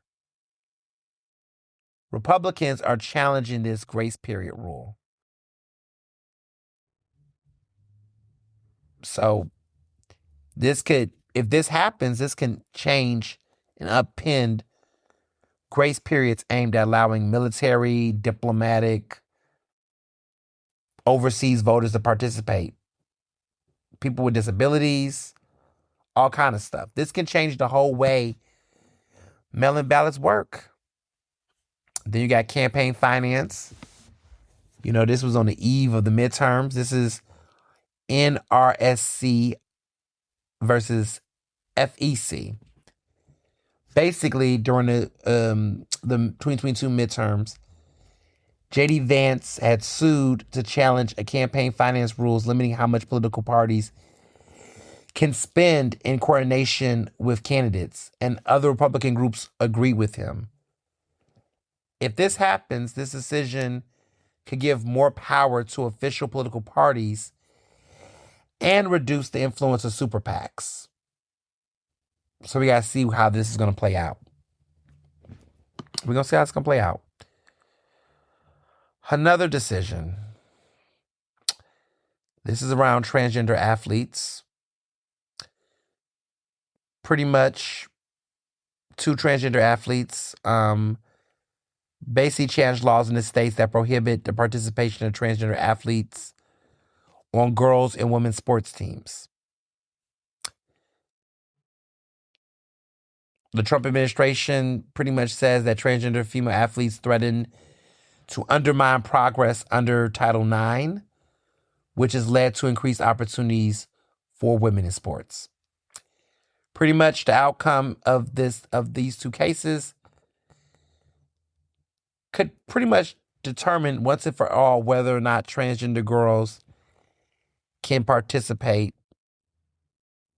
in girls' sports and women's sports. So we got a close one. We're gonna see how this gonna play out. Stay woke. Stay alert. You know, I don't know how the Supreme Court gonna vote on some of this. I don't want to make predictions. You just never know. Part of me is like anything that's super liberal, like the transgender issue, they might just reverse all of that because that's just where they're at. But you never know.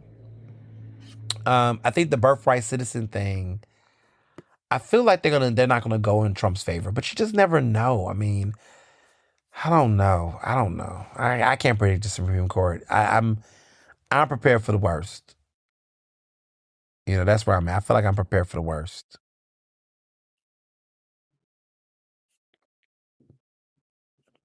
But we'll see. So with these Democrats, I mean, on the national front, the only story that really matters to me is that Mamdani is a kingmaker. He is a DSA kingmaker. The Democratic Socialists of America, they have found their leader in Zohran Mamdani. Like, he is the guy. I know for a long time people talk about AOC, but what Mamdani has just done in those New York primaries, I mean, he swept. All of his endorsed candidates won. They unseated 2 incumbents. They did their big one. They did their big one. People who are super controversial. Yeah, he did it. He got his people in. Brad Lander, who ran against him for mayor, is now a congressman. Like, how cool is that? He's about to be a congressman in New York. Like, this is dope. So a lot of great people won on election day during the primaries, and people are in their feelings. People are in their feelings. The Democratic establishment's in their feelings. And someone who I admire so much, this was a little sad, but Attorney General A.G. Tish James, who I admire so much, has spoken out. She feels a level of betrayal, a level of disappointment in Mamdani shaking up these establishment seats. I don't know why, but I guess there's certain people that the Democrats really wanted, and these people are not winning. But I'm kind of like, is this what a democracy is? Like, I mean, you can't get mad that he supported who he supported. People voted, and he's putting people in that he believes in. It's like, are y'all mad at the voters? Like, this is what the voters wanted. Like, what are we doing right now? Like, I don't really like this energy that I'm seeing because I'm kind of confused. I'm like, you're what are you mad about? Mm. Like, stuff like that just makes you go, because why are you being so difficult? I mean, you win some, you lose some. The establishment has definitely won some, but it's like seeing certain Democrats lose it like this. I mean, Jamie Harrison, who used to be over DNC, like, he used to be the chair. He's talking about, and he's a brother. He online complaining, talking about, oh, if you don't want to be a part of this party, don't do this. But like, sir, stop. Like, the gatekeeping of it all, for better or for worse. I mean, I guess in some cases they act like they're protecting us, but nobody wants to support these tired corporate ass Democrats. Nobody wants to support Democrats who are not moving the needle in a way. Like, look, y'all had plenty of time to get y'all shit together. Decades, one would argue.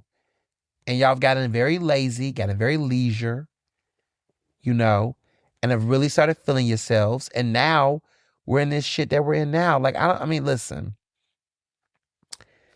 Coming in, trying to bring people to heat and all that. This is not the 90s. This is not the early 2000s. This is a new day.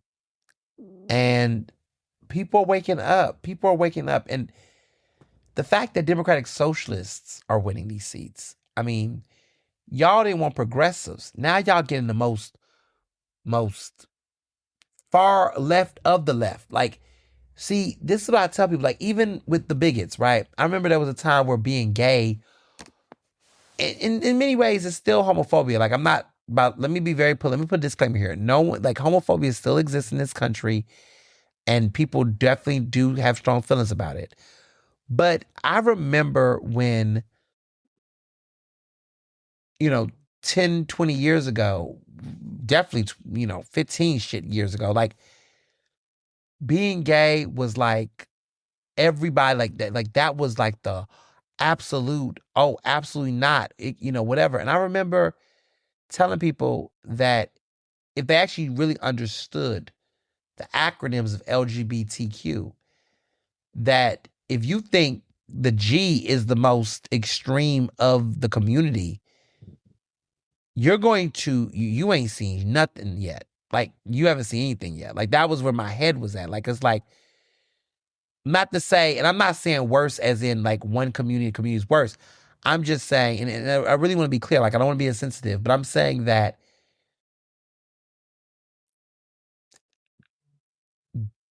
we're at a point now where there are people who are transphobic but not homophobic. It's like, pick up what I'm putting down. Like, they're like, oh, I'm okay with the gay stuff, but the transgender thing, that's too far. I'm like, oh wow. Like, first of all, that's fucked up. But oh wow, so you've gotten hip and gotten more woke, quote unquote. You got more hip and more aware of gay and lesbian people. Like gay marriage does not bother you anymore. Oh, you're okay with that. Like that you like that's not like that's not too bad, right? But transgender got you like, whoa, whoa, whoa, whoa, whoa. That's crossing a line. It's like, oh, whoa, whoa, whoa, whoa, whoa. Like, oh, so now you like this is the buck stops here. Like now gay is not too much. I'm starting to think that's the mentality of Democrats when it comes to progressives and DSA. Like, there's been many, liberal Democrats that have been progressive, definitely not on the DSA level of politics. And people would just treat them like, oh, the radical far left. Like, I mean, the way they would talk about Kamala Harris and just act like she was a communist. Like, what? But they would just really treat people who were not moderates or centrists as being so extreme. Now the conversation is like, oh, no, no, no, no, no, no, no. This DSA, this is going too far. Like now, they ain't worried about the working family party people anymore. They're not worried about the Democrats who just have, a little bit of extra liberal in they tank. Oh, they're not worried about them. They're worried about DSA. Like, oh, but when we try to tell y'all, it could get left. It could go left real fast. I'm not going to say worse, because I don't think it's worse in my opinion. But when we was trying to tell some folks, it can go left real quick. Get behind these progressives in your own backyard. Elect some of these more liberal folks in your own backyard. Oh no, you wanted it your way or the highway. And so because of that, now you done forfeited everything, because you just couldn't take glacial steps. You just did not want to work with people in a certain way. Oh, no, no, no. You wasn't willing to compromise and adjust. Now you done got far more than what you intended. Now it done got worse. So now the demands are higher. The expectations are higher. Now your fellow progressives that y'all were, trying to be cool with at once upon a time, now they are going to link up with these DSA folks, and now their own demands and politics are going to even be more radicalized. Like, that's where it's going. But, they want to fight the fire. And I think this is all setting the stage for AOC, because AOC has a relationship, of course, with DSA. And, there's been chatter about her run for president, and I feel like this is further empowering that possibility. I mean, you got people like Hakeem Jeffries being sour grapes. Josh Shapiro, who cannot not keep his foot out his damn mouth, wants to talk about, oh, well, just these just very snide ass remarks like, oh, I just need people that's going to be able to get things done, get shit done. And with all due respect, there's times where I want to be like, the momentum for Shapiro at its peak, in my opinion, was during the I-79 situation. That whole situation with the bridge and the repair and all the things was exemplary. It was a good thing. But he has rode that wave to the point of no return. It's like I-79 I-79 was a big damn deal. Like, it was a big deal. But at this point, it's like, what have you done for me lately? And he's got to watch out, because this budget right now in Pennsylvania, he's got to make sure there's a budget to actually go to, because that's another issue on the table. Like where is the budget going to land very soon? Like, what kind of compromises he's going to make in order to compromise and get what he wants passed? It's going to be very telling. I-76. My bad. I-76. I just remembered. I was like, why is it? It's not I-79. I'm thinking of something else. I-76 was the Schuylkill Expressway. And that new construction is what made that change. It was a big deal. I-95 got upgrades, a new I-76 ramp. Yeah, it was a moment. It was a moment. I-95, it was a moment. But it's Democrats gotta get their shit together. I'll leave it at that. So with media changes, this is there's a couple of things. This one really took it from me though. I'm a big fan of A24. This is the independent studio, made some of the best films in recent years. I mean, for those who know the films that A24 has made, they've made some hits in the modern era. I mean, people wish they could do what A24 has done. They got history. They've made some movies that have changed the game. Moonlight, Lady Bird, the Brutalist, like classics. I mean, just all the classics. I mean, like Hereditary, Room,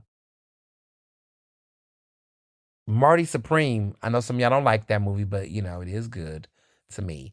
Everything, Everywhere, All at Once. The latest movie, Backrooms. Classics. Past Lives, for those who are cinephiles that know about past lives.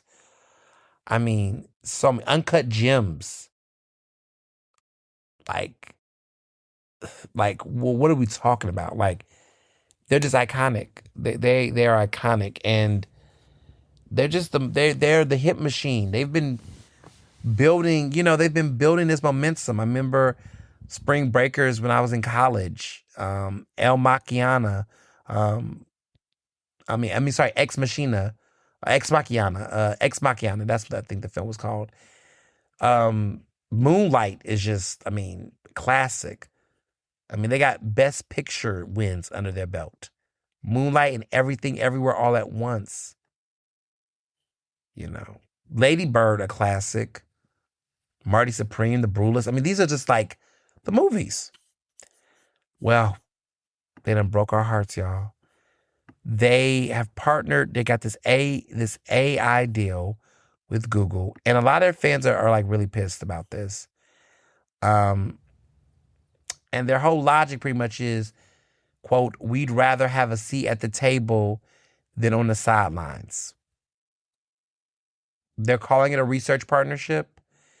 They said they're working side by side with DeepMind's researchers to learn, iterate, and build, having an active hand in shaping new tools and workflows. They're saying, quote, "Our relationship with our audience is something we don't take for granted. This partnership exists because we want to dictate what tools get built for artists. And so they have a voice in shaping them rather than having tools handed to them. We'd rather have a seat at the table than on the sidelines." I guess. I guess. It's a little disappointing, though. It's still disappointing. We really wanted to keep this. Yeah. But somebody's going to sell it eventually, right? Companies in that regard. Apple's in some deep shit. They're in a moment right now because, there's been a report this past week. A lot of y'all kept messaging me about it. They're going to be jacking the prices off on a lot of their products because they need to get these chips. They need memory chips. There's been a lot going on. They've been lobbying various government officials to the point where they are trying to get chips from a blacklisted firm. This company called Changzi Memory Technologies. This is a Chinese company that's blacklisted in the U.S. for alleged military connections. So apparently, according to the Financial Times, they're saying that the iPhone maker, which is Apple, is lobbying these various government officials to secure the necessary permissions to manage increasing chip costs that is amid the ongoing supply chain issue. So pretty much, as I was saying, Apple has raised the prices on its MacBook and iPad models. They're saying that these memory and storage costs are driven by the AI boom. So now we're in a situation where all this is about to go up. And they're not happy. And as a result, Apple's stock fell. It was actually the company's worst day in more than a year. Their stock dropped by 6%. And Tim Cook about to be out the door. But he's talking about they can no longer shield consumers from these rising expenses. Saying it has more than quadrupled in recent months. There's a chance that this shit is going to go up by 12% this year. Yeah. I did hear, though, I do remember hearing a couple of months ago, I don't know if I said on this podcast, but there was this narrative of telling people, if you want to go get an iPhone well, I don't have an iPhone, I ain't getting no iPhone, but if you want to get like a MacBook or computer, go get it now, because the costs were going to go up. Like, people predicted this was going to happen because of AI. And they were trying to tell people as much as possible to go get a new iPhone. But this hyper-consumerism, though, I mean, look, Tim Cook is about to be out of there. People are going to still buy Apple, but I do feel like people are going to slow down buying a bunch of this stuff, though.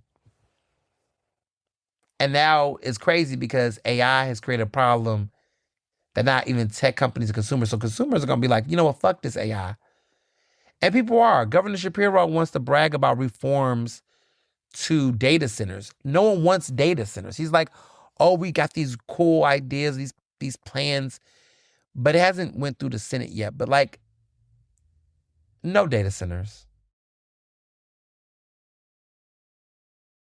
No data centers.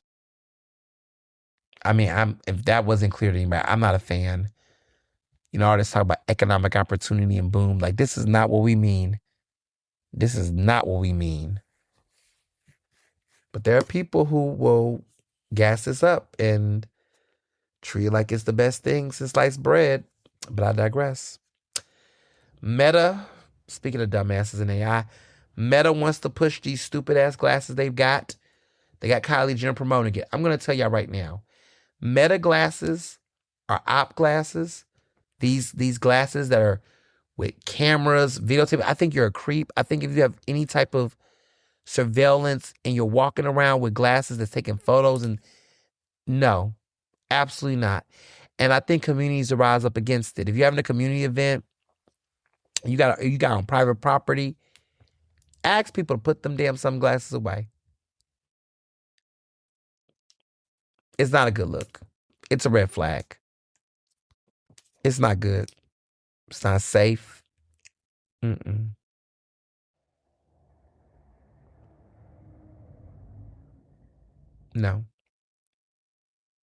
not at all. I there will never be a day where I will be like, yeah, public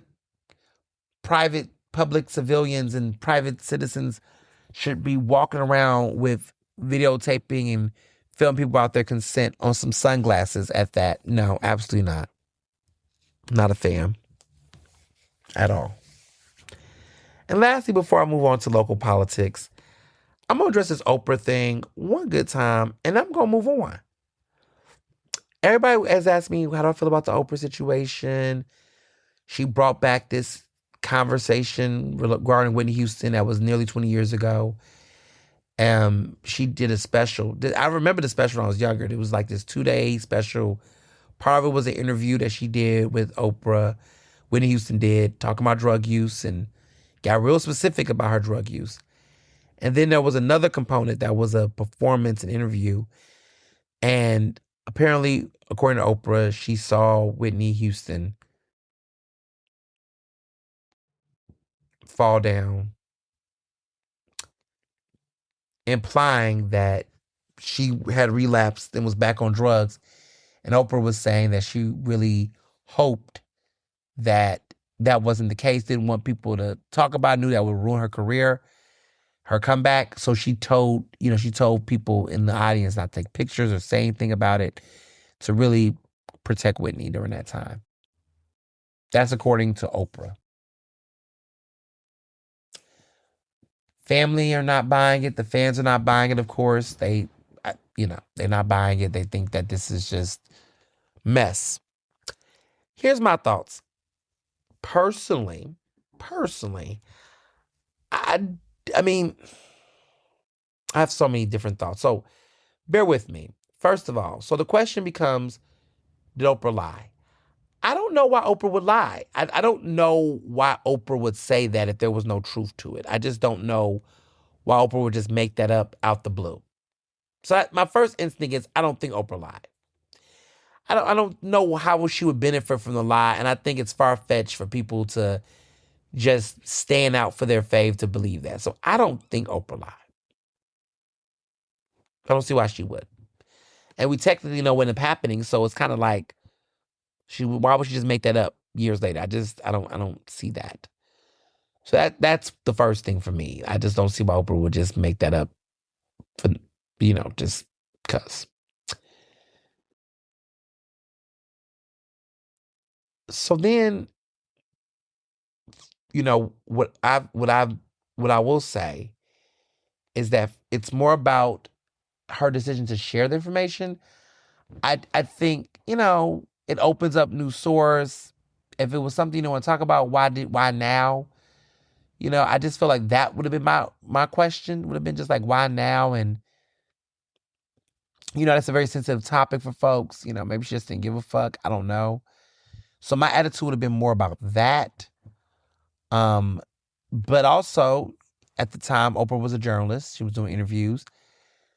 I do think that journalists have a right to sharing stories about things that happen to them or in their own space.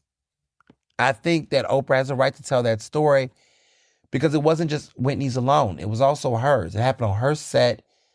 It was a part of an interview that she did. It's not like somebody randomly found somebody else and told somebody's business. I think people got to be mindful that when it comes to family, you do have the right to weigh in if you choose to or whatever, if you want to make them look right or whatever the case is. But I think when people are just, assuming that because of the star power or whatever, that they just feel like no one can do X, Y, Z things, I disagree with that. So, yeah. I think Oprah, maybe it was not the best timing to share something like that, but she's entitled to. It's her experience. It's the situation connected to what she had going on at the time. And I think she also is a person that, she can share that. I mean, she can share it, it's her prior experience. And I think, people can't really just be like, oh, you can't do this, you can't do that. I mean, she chose to say it and it was her truth. And, I will say, though, is that I hope that those who, compliment, her for having her opinions, that they also consider their own value judgment, too. Because I just will add that there is this thing that happens in pop culture, and I will get this off my chest before we move to politics, local politics, that is. It does not deceive me that Oprah is a unique public figure. She's very popular, and that there are people who will always look for any shortcoming of her to pounce on, not because of the issue at hand, because they want an excuse to then publicly trash her. And I just feel like so many other people have talked about their Whitney experiences during that dark time and have shared stories and have overshared stuff like documents and all the things, and have done so much,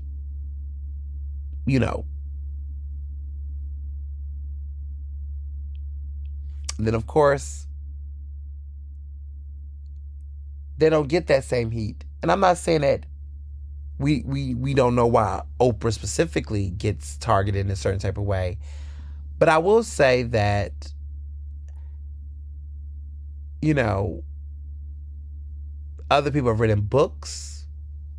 Other people have shared other experiences that were not public. You know, I think about Robin, Crawford, who had this lesbian love affair, allegedly, with Whitney Houston that the family wants to deny or ignore or whatever. And it's like, people said, oh, she shouldn't have shared that. And, why is she putting that woman's business out? And this is opportunistic. But it was like, no. She should have the right to share her story. Because she was on the other end of that story. And I think we forget aspects of experiences, right? Like Oprah, that was her production. That was her experience. And whether favorable or unfavorable, she has a right to share it and talk about what she observed and what she saw. And I think about that in my journalism career. There's things I know. There's people who've passed away in the Philadelphia political landscape, in the public eye, and I have stories. I don't share them. I might share them in private with a friend or with dinner or something of relevance. I don't necessarily share every single story publicly, but I think, to a certain extent, Oprah has a right to share her stories. But also, to a certain extent, people can also disagree about the nature. Her right to share it, I think she's entitled to. I think people can feel the way they want to feel about the timing of it all, and I think that says something. But honestly, the way that people have really went in on this, I'm like, is this really about that, or is it that you don't like Whitney? I'm sorry, you don't like Oprah anyway. So it's like, sometimes I feel like certain people do certain things, there's just always going to be an extra title. So for example, like New York Post. New York Post hates Mamdani. It is a damned if he do, damned if he don't. Recently, he jumped in the pool, to celebrate the 90th anniversary of public pools in New York City. And he jumped in with his suit on. And a lot of people have been talking about Mamdani wearing suits. They're like, oh, he's always wearing a suit. He should dress differently or mix it up a little bit because he wore his Knicks jersey with a suit. I said, this is a Muslim man who's also young. He's a millennial, just like me. We're both millennials. Because he's already young and because he is of color, he's never going to not have that suit on. And I understand exactly what that's about. And I understand, and anybody who's been in the community, because the moment if he would have jumped in that pool with his shirt off, being hairy and everything, the way that the internet would have lost its mind and would have lost their mind about that. And that would have been the whole controversy, distraction. We would have not heard the end of it. I think him jumping in with the suit was funny. I think it was a very cool way of, being himself and finding a space to poke fun at that reality. But of course, New York Post goes, oh, Mamdani jumps in pool, it's a fine. And they're talking about the fine because it's not, you can't jump into typical pools. But it's like, are y'all for real right now? Like, are y'all just so... Y'all hate this man so much. Yeah, they do. Actually, they do. They hate him. And a lot of the coverage is rooted in Islamophobia, xenophobia, bigotry. Like, it's so much bullshit. And everybody at this point can see it. And it's almost like laughable. Like, you just have to laugh because it's almost like The Onion with the headlines with him. It's like, are y'all dead ass or are y'all like dead ass? Like, they're really are like milking any type of way they can do negative press. Like something as innocuous as jumping in a pool becomes a whole thing. And it makes me think about recently Mayor Cheryl Parker. She jumped in the pool. She had a pink bathing suit. Well, it wasn't even a bathing suit. I think it was like part of it was the breast. It was a two-piece. And there was a whole bunch of like chatter online about her cleavage. Y'all know I don't talk about women's appearances. I don't get into all that. But it was such a thing that I feel like there were multiple videos that were circulating online of Mayor Parker during that time. She jumped in the pool, but she also met with this running club. And it was a group of black young men who did the running club. And I think she had jumped in the pool first because her hair was still wet. And then she came over and she talked to these guys. And there were people just talking about noticeably how she had her breast out and she was around these guys. It was a whole thing on the internet about it. They had not put up the full pool video yet on her team's end. They dropped it like a day later, which I was like, wow, they're not maximizing the moment because it was very popular for her to be in the pool. But when I was looking very close at the video, just studying it, there were so many edits and cuts that avoided as much as possible to show her frontal, like anything that would hint.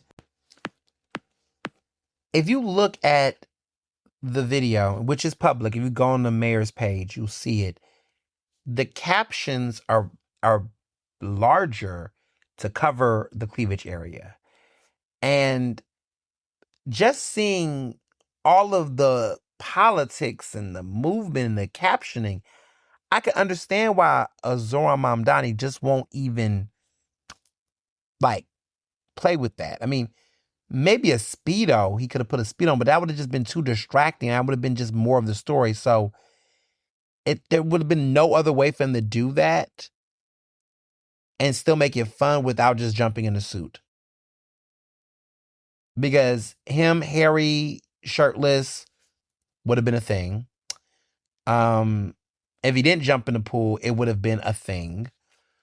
So I think that was the creative move strategically for him. But like, these are like the types of stuff where, again, it's that damned if you do, damned if you don't. And I think in so many ways, Oprah is the type of person, public figure, that there are people who are just going to find fault with what she do, regardless of who it is. And some of the people, like, okay, to be very clear, like I said, I can get people being like, yeah, I would have not went that far. I would have not shared that right now with everything going on.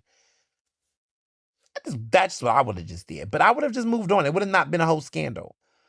But then you got people like Monique, which there's things about Monique I admire, but I'm like, it's like the way that anytime Oprah name come up, Monique is going to make it a case to say something. And I'm not to say that she doesn't have a right to have her feud with her. It's just like a pattern. It's like no one was talking about Monique for like the past couple of weeks. I heard anything new about Monique. But then the moment something goes on with Oprah, now news given it. And that just goes to show you the disingenuousness of people's actual investment in helping the very people. Like, if you feel for Monique and you want Monique to do great and you care about her and you don't want the narrative about her being blackballed, all the things, then you would actually amplify the things Monique is working on and doing and not attaching her to the same people that, you know, are still number one here, kicking it and doing it, but also the same people that, I mean, one could argue don't give a fuck about her. So like, why keep putting her in those predicaments? And so I just feel like everyone all around, this just seems like one of those types of situations where I think there's a disingenuous level of people that's weaponizing the issue at hand to be petty and to justify further dumping on Oprah for various petty, insecure, nasty reasons. I just feel like there's so many people who have done far worse. And I don't really think she did anything that bad. I think you can argue that, hey, it might not have been the ideal thing to put out, But I don't think that it is risen to this occasion for all of the energy. It's like, okay. That's just my take on it. So in local politics, there's been a lot of chatter about FIFA. Since I talked a lot about it last week, there's been a conversation around numbers, and numbers are subjective, right? The city's campaign to really hype up the attendance, the number of bodies that are in Philadelphia. I mean, there's no doubt about it.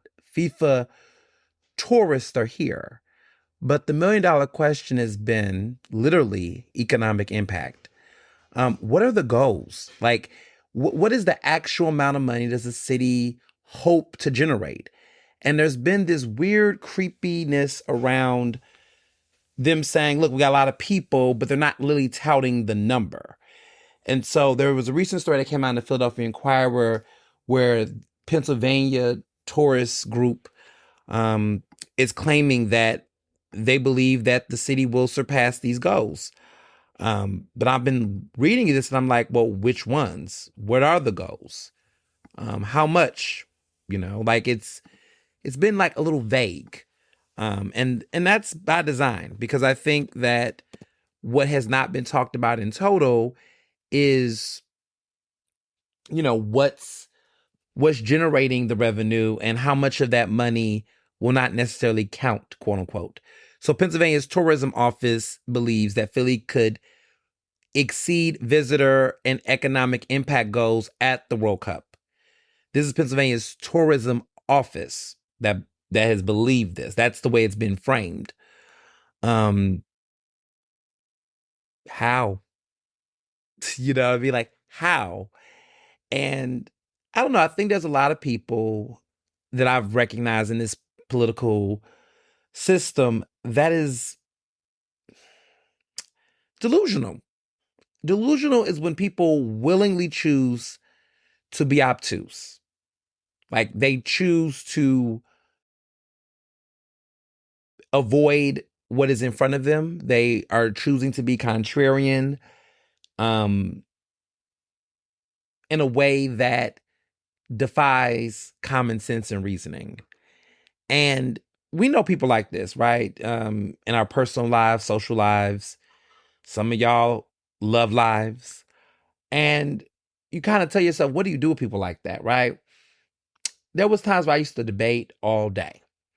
And there's some people where you can debate in good faith, where there's a person that's like, wow, I'm learning something. I didn't know this. And now, because I know this new information, I am respectfully changing my position.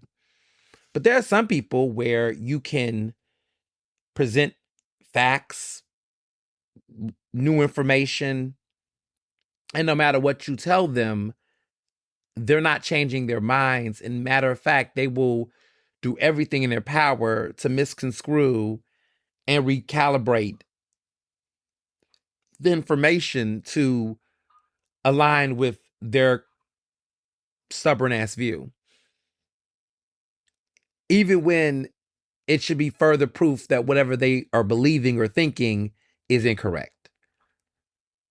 Welcome to the White House in 2026. No, I'm not joking. That is the White House in 2026. But there are so many people like that now. Across both political aisles, Democrats, Republicans, all the people. And there's a lot of folks that move this way.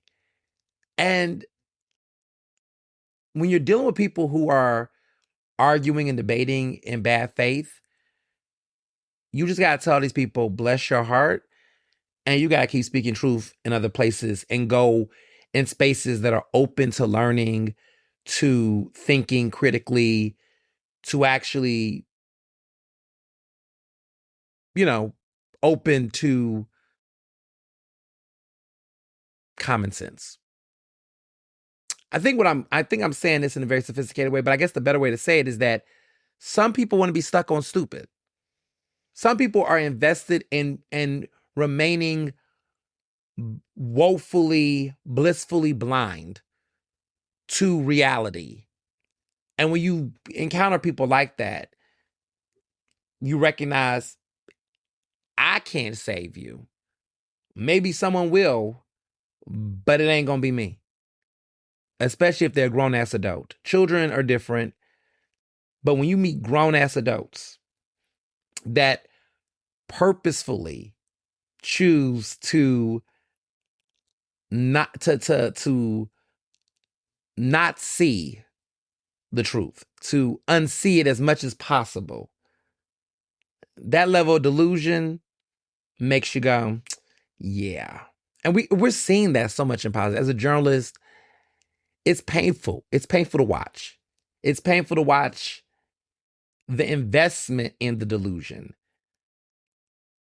Because when it comes to FIFA specifically, it's so clear to me what's going on. And the avoidance of actual factual questions that can get to the bottom of all of this is not being asked. So for starters, what are the city's economic goals for FIFA? How much does the city want to generate and make? Put a number on the damn table. Easy. How much does the city would like to make?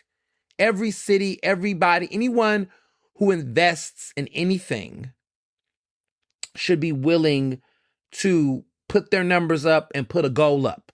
How much is the event? How much do we need to make? What does that look like? Period.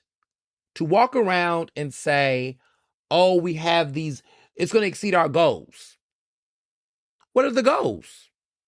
Do anybody have the goals? Do we know what is that? What are the actual goals? Because we're hearing all these other numbers and it's like, well, can the city tell us what the goals are? I mean, we can compare them and have something to measure. We don't know. And that is why any type of conversation regarding economic impact with FIFA is a bust. Because if you don't actually put up a number, if you don't actually name how much you're spending, and we just are kind of in the dark with the logistics of that, then the conversation is ass. It's just the truth. Doesn't matter if it's FIFA, doesn't matter if it's anything. If you have a budget, right? Anytime you're having a conversation about money, you got a budget. How much do you plan to spend? How much would you like to make in profit? What are your ways? How are you investing in achieving those goals? As somebody who fundraises for nonprofits, as somebody who's fundraised for organizations, as somebody who has had to create multiple budgets, it's a very clear thing. The goal is to make more money than what you spent. If the goal is economic impact. If the goal is charity, then the plan should be to break even or to not create any liabilities or risks in the process. So in other words, if you're doing a bake sale drive to help, help a cause, right? If it costs you $10 to get the cookies in the dough, you want to sell the cookies at a price that, number one, generates more money than the cost to do the operation. So in other words, you want to make more than $10. And then after you exceed the $10, anything past that, the goal would be to give as much as possible. Now, the hustler in me would say, okay, if it's $10, I want to sell enough cookies that I would love to do more than double that amount. So in other words, if I make $11, we're only giving $1 to charity. So we spent more money to make the cookies than what we're giving out. So mathematically, I would like to make more than $20 because I know that if it's $10 to make the cookies, then I would like to make double that amount so that I can justify that I gave more money to the cause than I gave to make it. That's just hood math for me. That's just common sense math for me. So if I'm doing a charity event and I'm talking about proceeds, I would like the proceeds to be more than the actual cost and expense of it.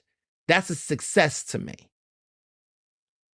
Doing all right is breaking even, right? It's like, okay, it cost $10. We made $15. So we gave $5. Okay, we kind of broke even with a little good. We did all right. It was all right. It's nothing to brag about because we spent more to put the event on than what we generated. So again, that's the math for me. That's how I measure success on an economic. That's how I was taught. Some people been taught differently. But if anybody who's ever been in philanthropy, charitable giving, fundraising, the economics is very simple when it comes to success and measuring success.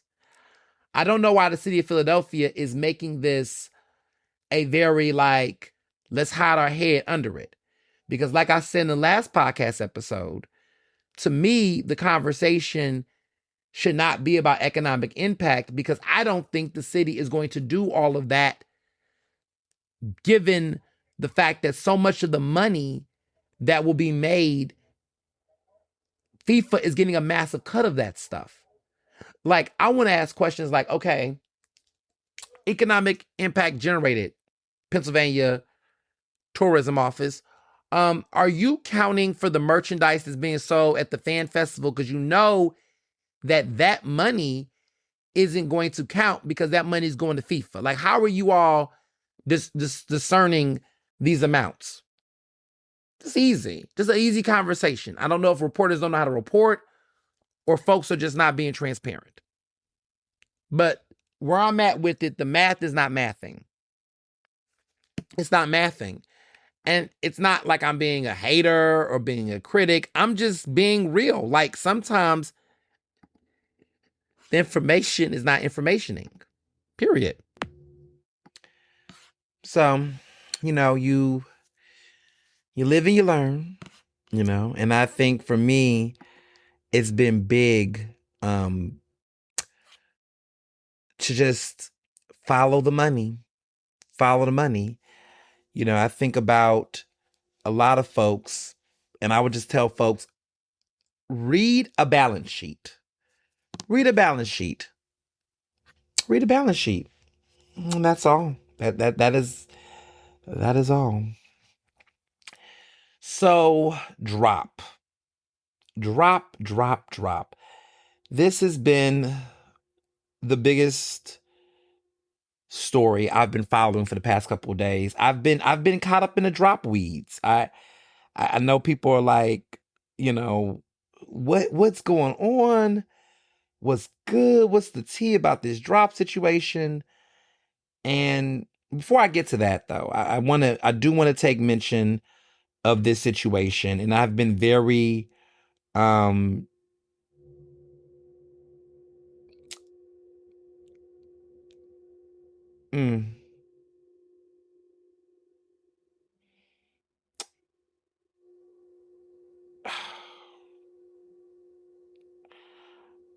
want to say it has been very disheartening, right? This news that came out, and I want to address this first before I get to drop, because I realized drop is going to be its own situation in a couple of minutes, and I realized let me address this first. So, if you have not heard the news, something terrible happened. District Attorney Larry Krasner charged 2 Philadelphia pastors who have been accused of sexually exploiting and abusing minors. They're both Black. They are known in the city. One of them had a close relationship and helped ordain a member of city council, council member at large, Kendra Brooks from the Working Families Party. She has no connection to these crimes whatsoever, and I'm not accusing her of any affiliation. So let me just be very clear with that. She has put out a statement, basically condemning this behavior. Her thoughts and prayers go with the victims and the families. She's been very clear on that. So I want to make sure before the next things I say that council member at large Brooks has been very openly disgusted, devastated and disappointed by all of the news. So let me just put that out there. But the news is terrible. I mean, these two pastors were arrested and charged for creating child pornography that impacted multiple victims. One of the men is named Brian Jackson, who's a senior pastor at Garden for Prayer World Prayer Center, and Isaiah Banks, who is the former senior pastor at Second Pilgrim Baptist Church. They have been charged with several criminal offenses. It's Krasner had a press conference. And so when you hold a press conference, everybody has to, it's like, what's going on? But this investigation has began back in April after the Department of Human Services, the police investigated a report from the Department of Human Services. And the details are just very disturbing. But I say all this to say that there were some people that were a part of these men's churches that have been online saying things like, we need to pray for the pastor, we got to pray for the family, and really just exhibiting what I believe to be fucked up behavior, because so much of the conversation with some of these people has been about, praying for justice for the pastor, praying for, the posts are wow. There are people just being like, innocent until proven guilty, all the things. And when stuff like this happen, I'm like, this is about children. Like, what are we doing? And this is what I mean by delusion. It's just that the first thing that comes to mind is you're thinking about the pastor. You're not thinking about the children. You're just not. We're just going to skip over that. So yeah, I just want to say that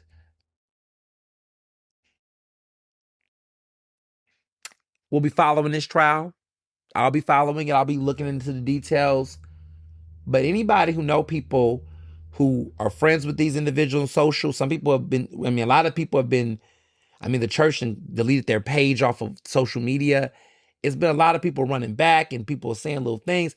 It's just been very telling. But in moments like this, when you witness folks taking these types of positions and saying these things out loud,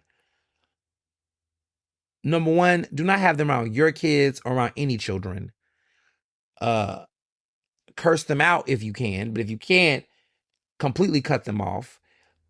Anyone who is quick to defend folks that do this type of behavior or could potentially harm a child in this type of manner and in these type of ways, it's not negotiable for me.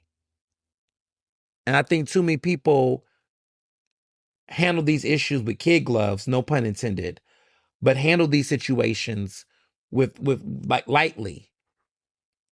And then they wonder why victims don't speak up, why children don't speak up, or why people don't share these types of stories, because this is the stuff that happens. And it's still happening.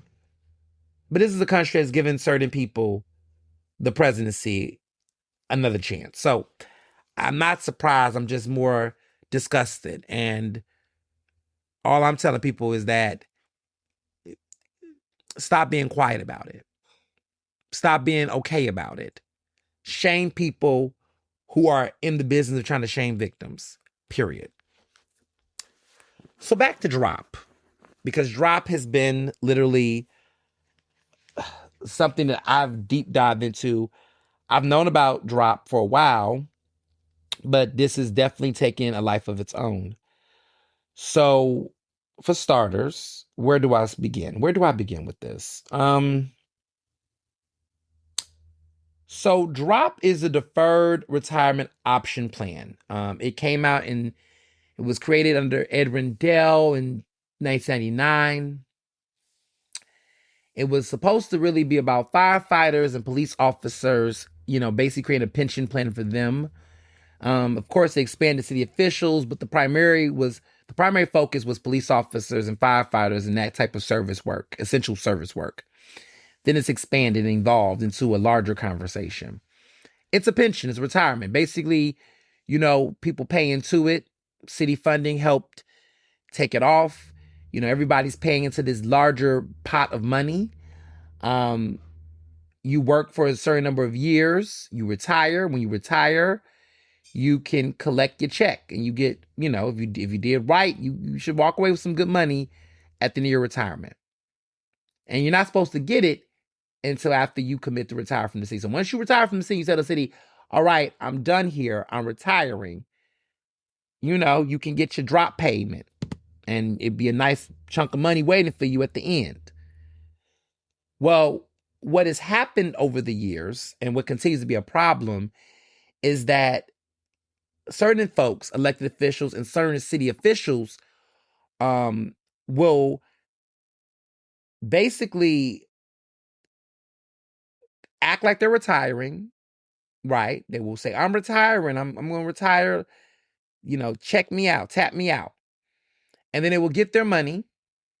They'll retire for a day, do the little day thing or whatever, and then turn around and accept a new position for the city and go back to work.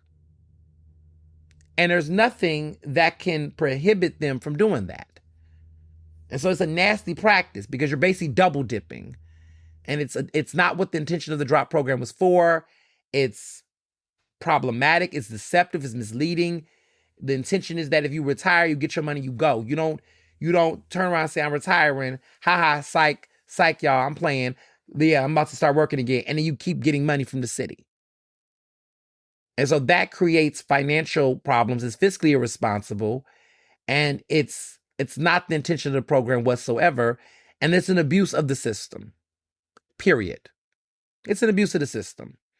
So elected officials can't do it anymore. There was a law that came out in 2010 from City Council. They got the law and they said, look, elected officials cannot do this. So anybody who got elected after 2010 could not do this. Let's stay focused on that. After 2010. So I will say, is 17 members of City Council. 15 out of 17 members of City Council has been elected after 2010.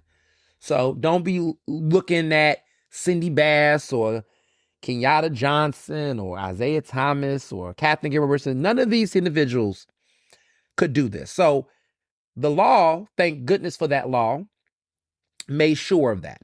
The only two people that can do it in City Council currently that were elected in before 2010 is Curtis Jones and Brian O'Neill. And what's important to note about them is that Brian O'Neill is the only Republican in City Council, and he's the longest running member of City Council, period. I mean, he's been in City Council for over 40 years.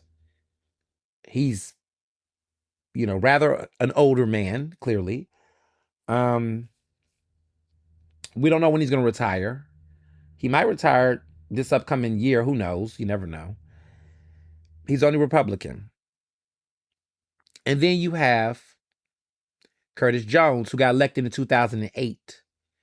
He was a champion of this law when he first got elected, but he was grandfathered in.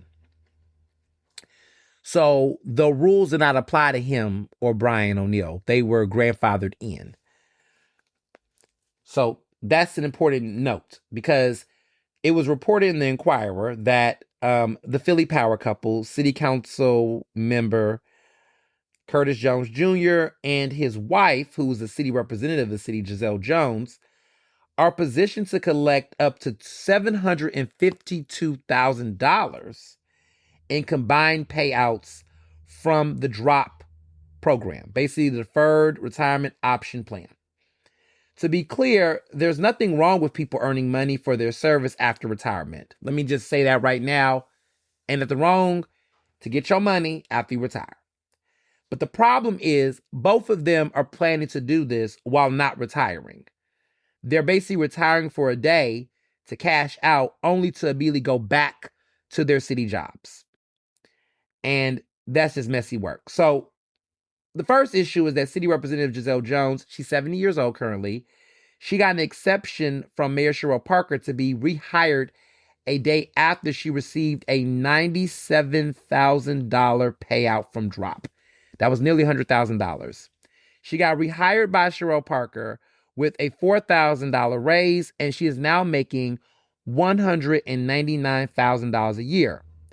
Now, this is where it gets messy. Her husband, Councilmember Curtis Jones Jr. in West Philly, is eligible to collect a $432,000 payout from DROP in August 2028.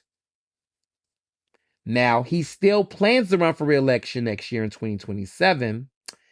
And he told the Inquirer, and now this is the most audacious aspect of this, he intends to retire in December 2027, which will be the end of his 5th term, to collect a $350,000 reduced DROP payment, only for him to return back to City Council in early January when he's expecting and potentially hoping to be sworn in for a 6th term in January 2028. That's nasty work, especially when you know that in 2010, he voted to enforce a law banning future elected officials from accessing DROP in this way. But he did that after he was already grandfathered in. This is a mess. And what's even more embarrassing is that Mayor Cheryl Parker declared an emergency to approve an extra DROP year for Giselle Jones that increased her retirement by nearly 20%. So that means that she can get now, at this point, $320,000. This is hypocrisy. And even more messier is that Curtis Jones says that, he would, that this would be his final term. If he gets this 6th term, that would start. If he wins re-election, God willing, in his mind, that he wins his re-election next year in 2027, he hopes to start his 6th and final term in 2028, January 2028. And he has already said that he hopes that State Representative Morgan Cephas would succeed him in the 4th Councilmanic District after the 2031 elections. Now, it should be noted that he is currently 68 years old. 68 years old. And I guess when it's all said and done, he could potentially be 74 when he finishes all this, possibly, maybe 75, 74, but he's getting up there.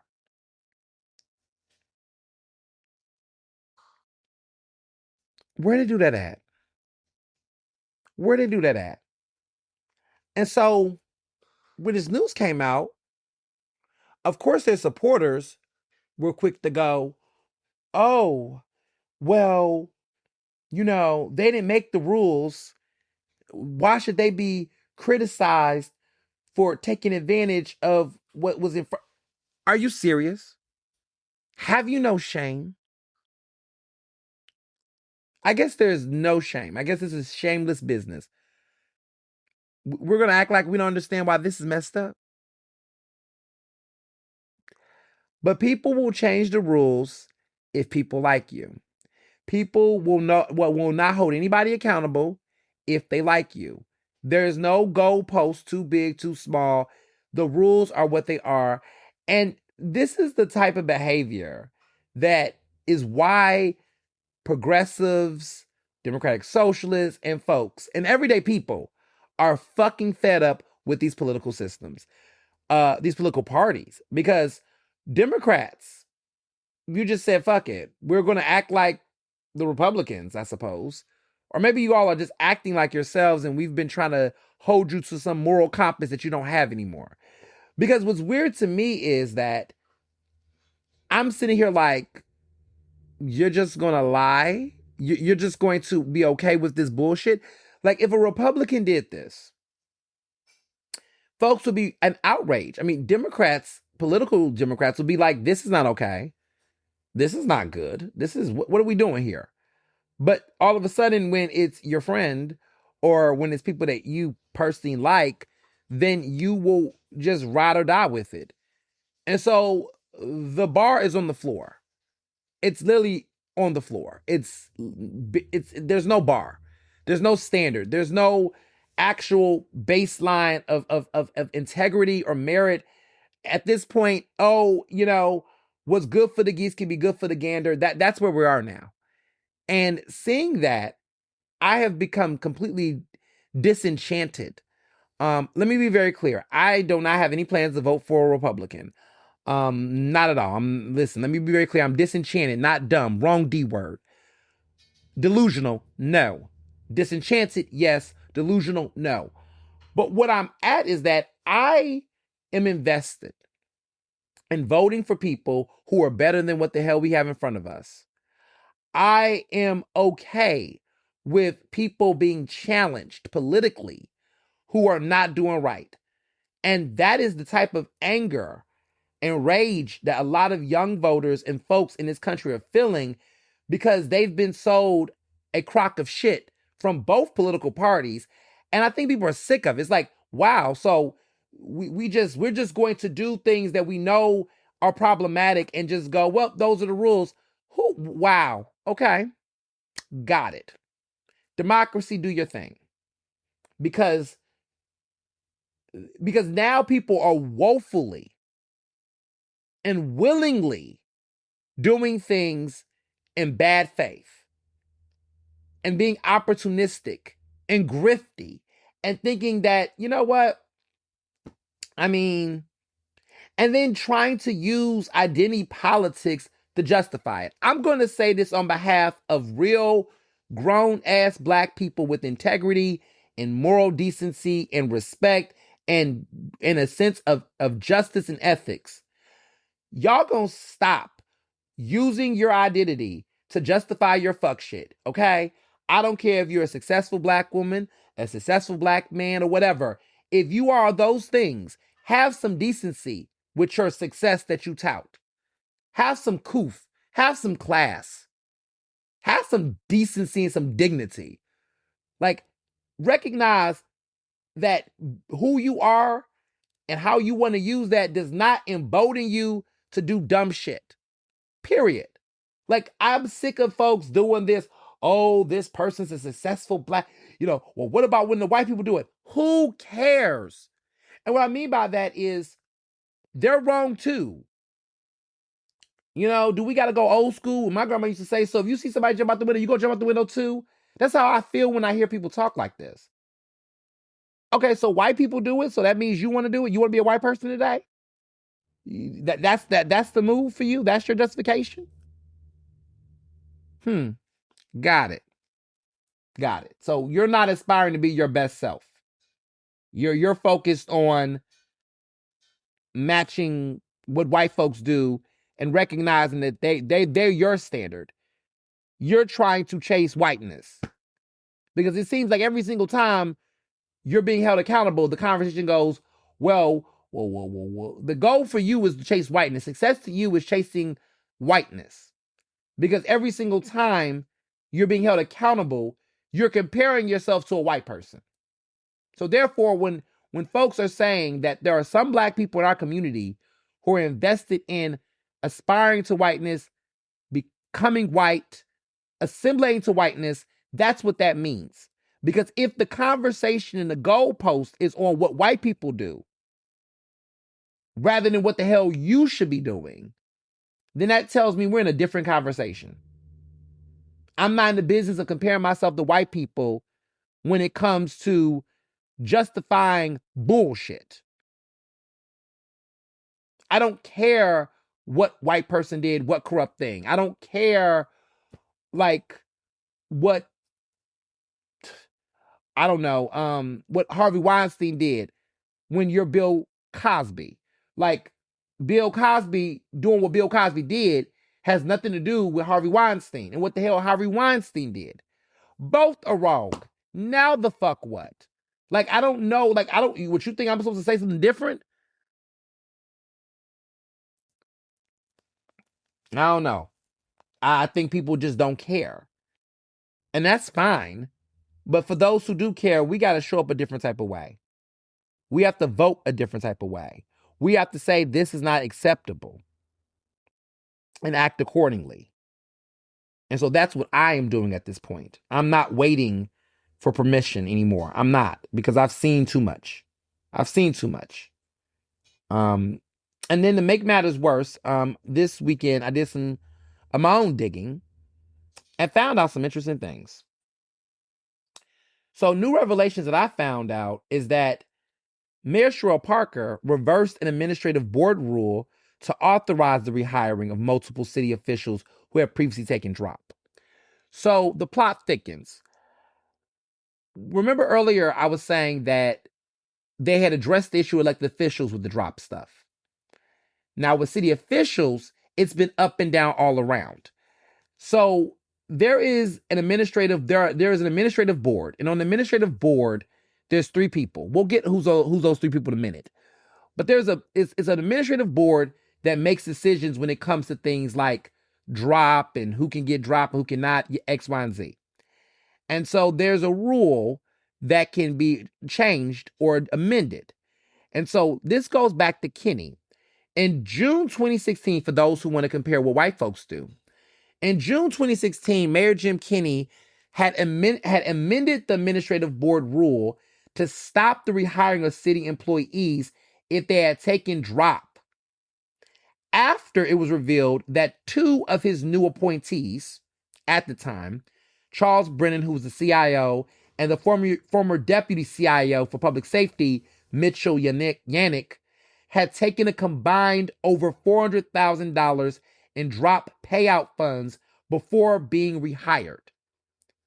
So he said he did not know this. And Jim Kenney has never been a fan of drop. Like, historically, those who look him up, he's never been crazy about drop because of this type of stuff going on.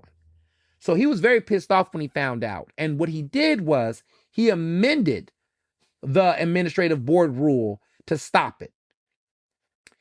And he continued to do that. So from 2016 till the end of his second term, he never hired another person, and no one was allowed to be hired after they took drop. So if you took drop, you cannot be hired back. You had to take that money and go away. That was what he did. That is what Kenny did. It's probably one of the smartest things he did in his administration, because I'm not the biggest Kenny fan. So I keep that same energy for those who want to act like Sherrill Parker is some special person in my book of critique. She's not. Many mayors before has been critiqued by me. I've critiqued Nutter. My goodness, Nutter used to get that work. You can find articles. Like, reading is fundamental. You can Google this information and find these articles. I have been critical of various administrations long before Sherrill Parker even considered running for mayor. But this is one thing that Kenny did that I thought was smart. It was a smart move. Like, I can give out, acknowledgement for good things. It's not a hard thing to do. When you're right, you're right. He was right. He was right to do this. After this situation happened with his team, he did the right thing. Well, let's fast forward to January 2024. Mayor Sherrill Parker gets sworn in as the 100th mayor of Philadelphia, and she immediately becomes a part of the administrative board. 3 people. Who are the 3 people? Finance Director Rob DeBoe, Managing Director Adam Thiel. It's just 3 of them. And yes, she did appoint those 2 people to her administration. And yes, all 3 of them are making the decisions on what to do. What did she do? She amended that policy so that she can hire Giselle Jones and someone else. So the new amended language says, the language was, no appointing authority shall appoint or reappoint a salaried position an employee who has retired or is scheduled to retire under the Deferred Retirement Options Program. That's DROP. That was what the amendment initially said. Here's what the park administration added to it. This is the part they added. Without the approval of the administrative board based on demonstrated need. Demonstrated need. So not only did Mayor Parker, because the receipts are receding, hired Giselle Jones in February of 2024, she also hired Susan Slauson. Now, you might say, Susan Slauson, who's that? Susan Slauson is the head of the city's Department of Parks and Recreation. She hired her March of 2024. So what that means, for those who want to compare the notes, she hired her, both of them, immediately after she had changed this amendment, which was officially online January 22nd, 2024. If people kept track, early February of 2024, she had the press conference for Giselle Jones. Then March, she hired Sue Slauson. We don't know, and by the way, if you know that name, Sue Slauson, she used to be at the Dell. And then she used to have another position prior to that, but she used to be at the Dell, for those who remember the Dell. That is still around. Follow the money. Follow the money. So those two have been hired. Now, this is an Ernestly Speaking exclusive. There's been whispers. I cannot confirm nor deny this. I'm starting by saying I cannot confirm nor deny this. But on my show, On the Record with Ernest on WRD, a caller called in from South Philly and suggested, we can't confirm this yet, that Kevin Bethel had retired and the park administration appears to have reappointed him. And the question is, did he take drop? And is he one of these beneficiaries? I can't confirm that right now. I'm looking into it. But what I now can say is that when the park administration changed this rule change had implications beyond just one person. So while the inquiry was focused specifically on Giselle Jones, it was obvious that other people could potentially be benefiting because no one's going to change one rule for one person. So it appears that what we can confirm is two people benefited from this change. But there is likely a third person in Kevin Bethel potentially. But I don't know if Bethel had taken drop. I don't know if he's taken drop. I can't confirm that. So I don't know. But it's very telling because he did go away for a while and then came back, and it's like, did you take drop when you took that break? Well, like, what happened? We don't know. But that is very telling. And given that the rules in place, the mayor does have the authority to do it. The question is, did she do it? Very interesting. Very, very interesting. Whew. So this brings me to this week's Ask Ernest. And I want to be very clear. This is about journalism specifically. I didn't get in this business to make friends. That doesn't mean I didn't get in. That doesn't mean I got into the business to get enemies. But, I had a great time talking to my homegirl, Morgan Parrish. We had brunch. And, we was just talking about journalism, the business, and I really appreciated the brunch. We had a really great conversation. Like, I was thinking about it. But I was saying to her, and I was just saying, and I'd say this to my friends in general, is like, I didn't get in this business to make friends. And sometimes when you cover these issues and you're dealing with some very tough topics, people will be called out. People will be uncomfortable. And if you're somebody doing something you have no business doing, you know what? You should be scared of me if you ain't trying to be accountable. You should be. I'm not trying to scare you. I'm just saying that anybody who don't like me in the business is somebody who ain't doing something they're supposed to be doing. Period. Anybody who don't like me in the business are people who doing something they shouldn't be doing, or they defended somebody who was doing something they shouldn't be doing. I'm just going to make it plain. I used to, there was a time where when I was starting my career, of course, I didn't like, the discomfort I would get from folks that would treat me different or be funny with me because I, wrote something. And I used to be like, oh, am I being too harsh? Am I being too... And I would overthink, and I would be like, well, what am I mad at? Well, what is wrong? What did they do?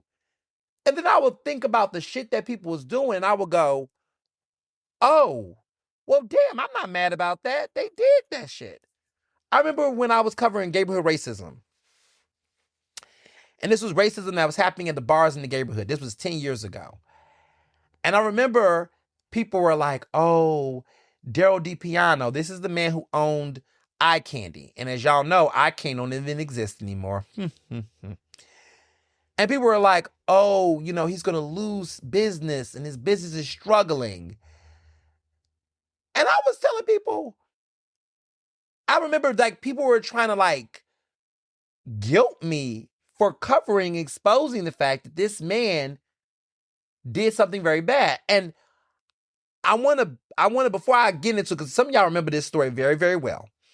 But this woman came up to me, and she was a known woman, and she was like, people are so scared right now behind your reporting. And, it's creating a lot of heartache in the neighborhood.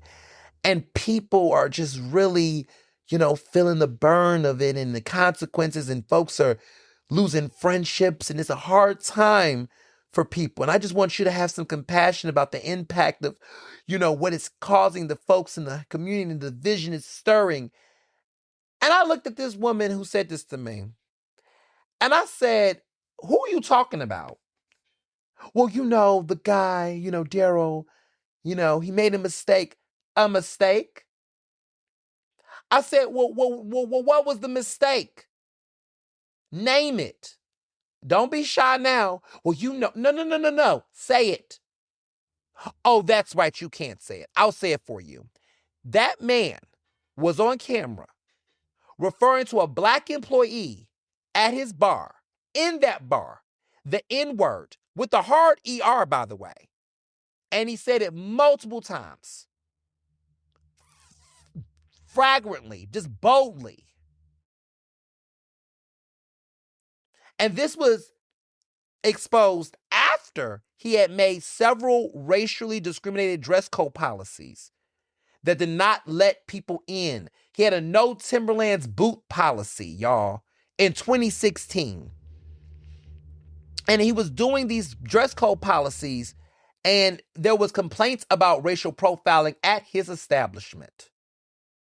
And for months, this man, and they denied that there was racism. Oh, we're not a racist place. We don't have a racist bone in our body. Anytime a white person say they don't got a racist bone in their body, baby, they ain't lying. They ain't got a racist bone. They got a racist skeleton. The whole fucked up thing. There ain't no such thing as a racist bone. They ain't lying. You're right. You don't have a racist bone. You have a racist spine. You have a racist skeleton. I don't play these semantics. But this man did this. And I remember I said to people, in 2016, these are Democrats in Philadelphia trying to protect and sympathize with a racist white man in the neighborhood at a time where this country was about to elect a Donald Trump. And when that happened, and when Donald Trump won, I knew why. Because number one, there are people amongst us that are just flat out racist. That's the starter. But there are people that are so tolerant, and we still got people like that. But it was like what the racial uprisings had to happen in 2020 for some white people to be like, oh my goodness, this is bad. I can't tell you how many times folks was like, consider this, are you fucking kidding me? Why are you not concerned about the victim?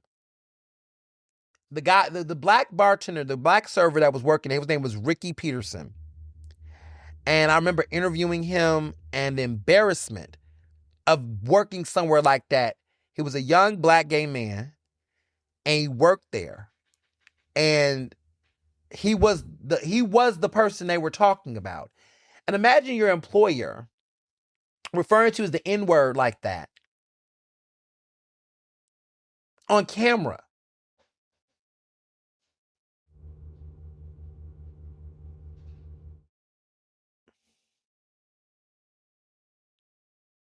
Fuck him. And that's how I feel. Like you don't get to like, because why is that the conversation? And so I came to terms very, very early that I was never going to have any shame or fear in doing the right thing in this business.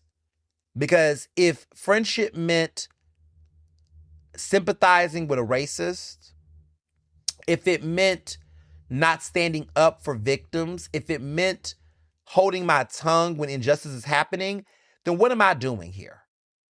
And there's so many people in my field, cowards, because I'm going to name it, that are sitting up being silent and passive while witnessing blatant disregard for people's rights, people's dignity, justice,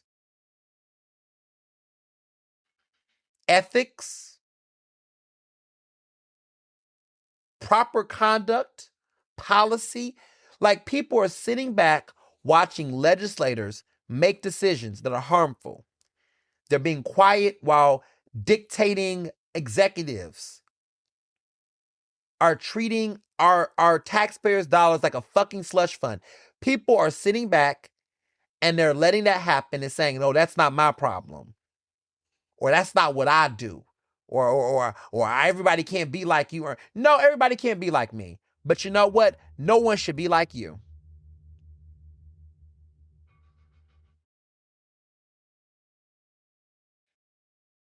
No one should be like you. No, everybody can't be like me. No, everybody don't get on social media and pop off and expose and call names out. I get it. But just because people can't be me should not be you. And what is that, you ask? Silent. I was looking at this is Keke Palmer, the podcast episode, and Jennifer Lewis, who was like the mother of Black Hollywood. She was talking to Keke Palmer on the podcast, and she just was like, no one right now should be silent. And that doesn't mean everybody need to be on the front, in front of a bullet, but no one should be silent. No one should be sitting back letting this happen and not using their voice in what capacity they can. There is no excuse right now in this country. We all have a role to play. We all have a role to play. And there's so many people that are sitting back and putting the responsibility on Black women with ethics, Black queer bodies that are outspoken. That's who they're putting on. They're putting on the Black men who get up and give a fuck. And it's always a certain group of people that are expected to carry the brunt of the responsibility for everybody else. That's not working. It has not been working. It's not sustainable. I don't want to be a magical Negro that is going to be a Moses that's going to part the Red Sea. I don't have any interest in that. I'm interested in collective power. I'm interested in everybody doing what they can with what they have to make a difference. Because if we all do that, we will get to justice and we will get to liberation much sooner than later. And I think there's too many people who sit back and let other people do the work. How do you live with yourself? How do you live with how do you just be okay with, you know what? I'm not saying anything. I'm minding the business that pays me. I'm staying. I'm sitting out. I'm not. That ain't about me. I'm minding my business. When I hear people talk like that, I just roll my eyes. I'm sorry. I just roll my eyes. I'll just be like, okay, so you just don't give a fuck. Everybody else going. So how do you plan to get free? Like, how do you plan for this to work? You ain't doing shit. And miss me with the voting. Voting is one part of it, and y'all barely do that shit. It's not enough just to vote. Some of y'all got money and resources. Donate some of them. You in leadership positions, amplify and support folks that's doing the damn thing. Call some shit out, fire some people, hire better people. Like, use your platforms, your power, your resources to make things not as problematic. Those are the things that you can do. You can do those things. Some of you all are the problem. Maybe some of y'all should go to therapy and work on yourself. That's two. Let's talk about that. Some of y'all can't liberate folks because you ain't liberated within. Maybe you need to do some work on yourself to be a better person. You got some unresolved bigotry, sexism, homophobia, transphobia. You got some shit you need to work on. Maybe do some work on yourself. But everybody got a part to play. And I think too often we keep playing hot potato and giving it to somebody else to fix. We got to stop doing that. We got to stop doing that. That is getting played out very fast. So when I think about the work I do as a journalist, as an educator, I realize I'm not in the business to make friends. And that doesn't mean I'm in the business to make enemies, but I'm not in the business of getting along to get along when it comes to shit that's impacting my ability to be free. So no, I don't care if you're corrupt. If you're a corrupt person and you're doing some shit you shouldn't be doing, I find out about it, I'm going to speak on it. If you're a racist that is an accidental racist, you just mistakenly saying the N-word out your mouth. Well, let's see how other people feel about that so that they can make decisions. And I'm happy to say 10 years since that incident has happened, that man has moved to Florida. That man is nowhere in Pennsylvania. His businesses have shut down, closed. He don't own none of that. And the community is a whole lot better for it. So I don't regret a damn thing I did. I'm happy that I exposed a racist. I'm happy that community boycotted the fuck out that business. And I'm happy that Black queer people in the community at large ran that bigotry up out of our city. And I'm happy that I said something because I wasn't going to let there be another Ricky Peterson. I wasn't going to let there be another person that was going to be debased and dehumanized like that. And so that's who I have empathy for. That's who I am concerned with. That is what I care about.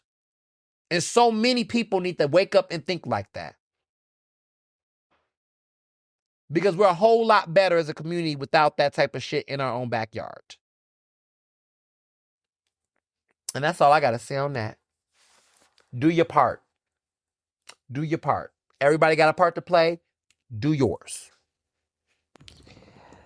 So this week in movies, there's been some interesting, tea. So for starters, The Odyssey is coming, okay?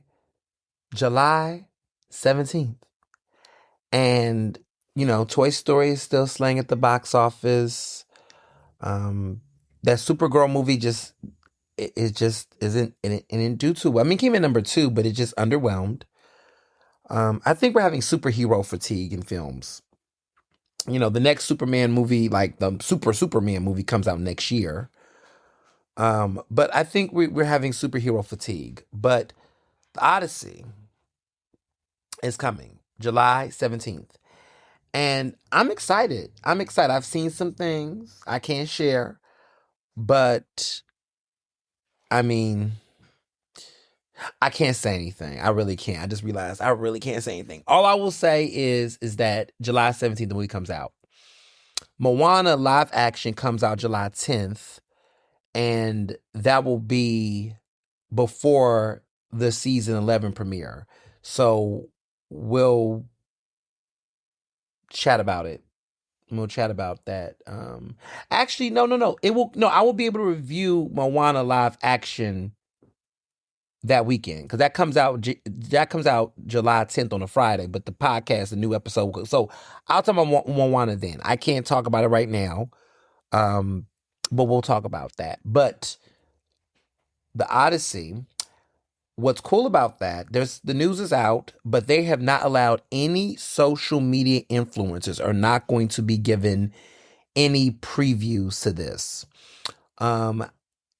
Film critics will be allowed to. Film critics, okay, will be allowed to see the film, but they're not giving any social media influencers access to see the film. People have some different thoughts about it. I am here for it. I am here for it. It's about damn time, because they would jack this movie up. And I'm not giving a review. I'm let me be very clear. I'm just saying hypothetically, because when you have an embargo, you can't say anything. I just want to say I'm a proud member of WGA East, the Writers Guild of America. I'm a union member. I'm a part of 2 unions, actually. Fun fact. For those who be talking about unions, I'm a part of 2 unions. I'm part of the teachers union here in Philadelphia, PFT, through CCP as an educator. And I'm also a member of the Writers Guild of America East, which, because I am a writer and, professional writer and all that. So I'm a part of 2 unions. I pay dues to 2 unions. Okay. I'm a card carrying member of 2 unions. For those out here who be like, is Ernest in solidarity? People always want to talk about rights and unions and this, but are they a part of any? 2, baby. 2. Not 1, but 2. It's just a little fun fact. But that being said, I think it's a good idea. I think that this is a good idea, that they're not placating to the interest of social media influencers. I think other films should do the same thing, but I think The Odyssey is a classic. Some of these people that might be reviewing it may not even know anything about Homer and what it's about. And I feel like this movie's a long movie. It's an epic. I'm making sure I'm not reviewing, because I can't say.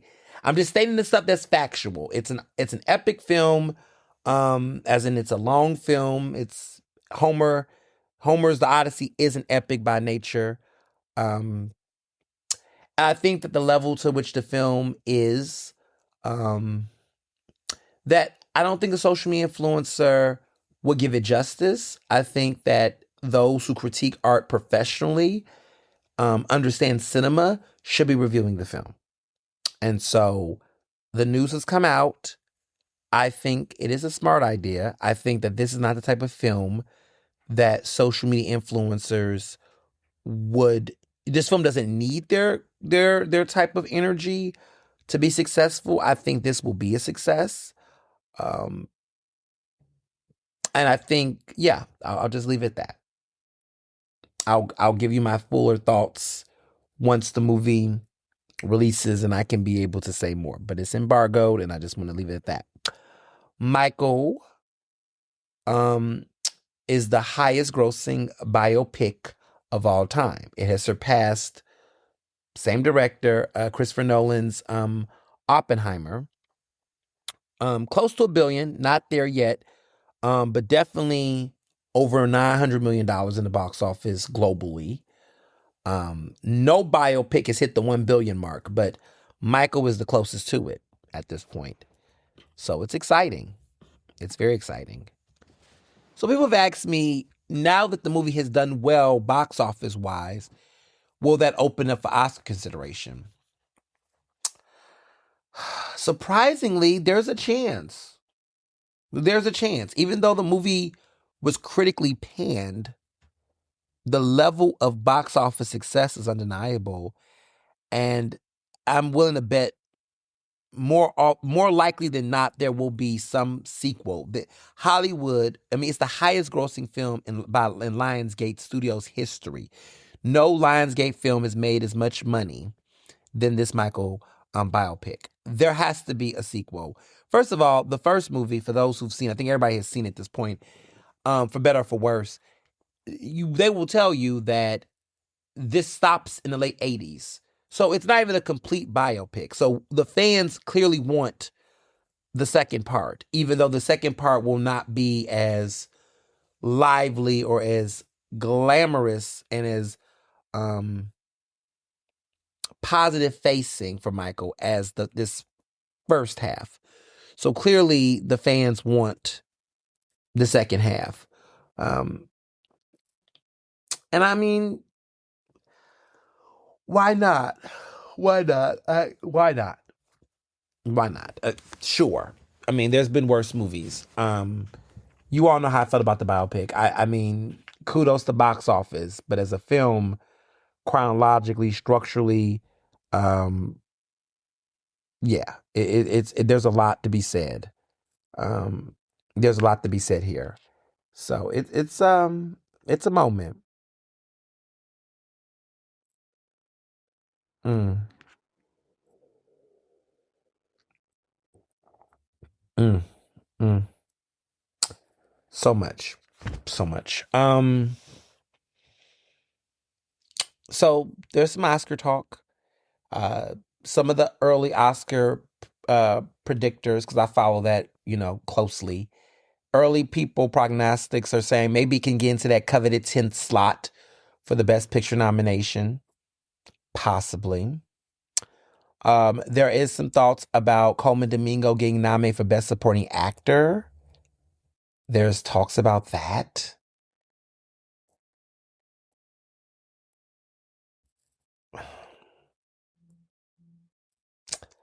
Okay. Um, there has been chatter at the Golden Globes, like Golden Globes will set the precedent to see how far it will go because it can get in some various categories. Um, so that's going to be interesting. So it's a lot. There's a lot there. There's a lot to unpack there. Uh,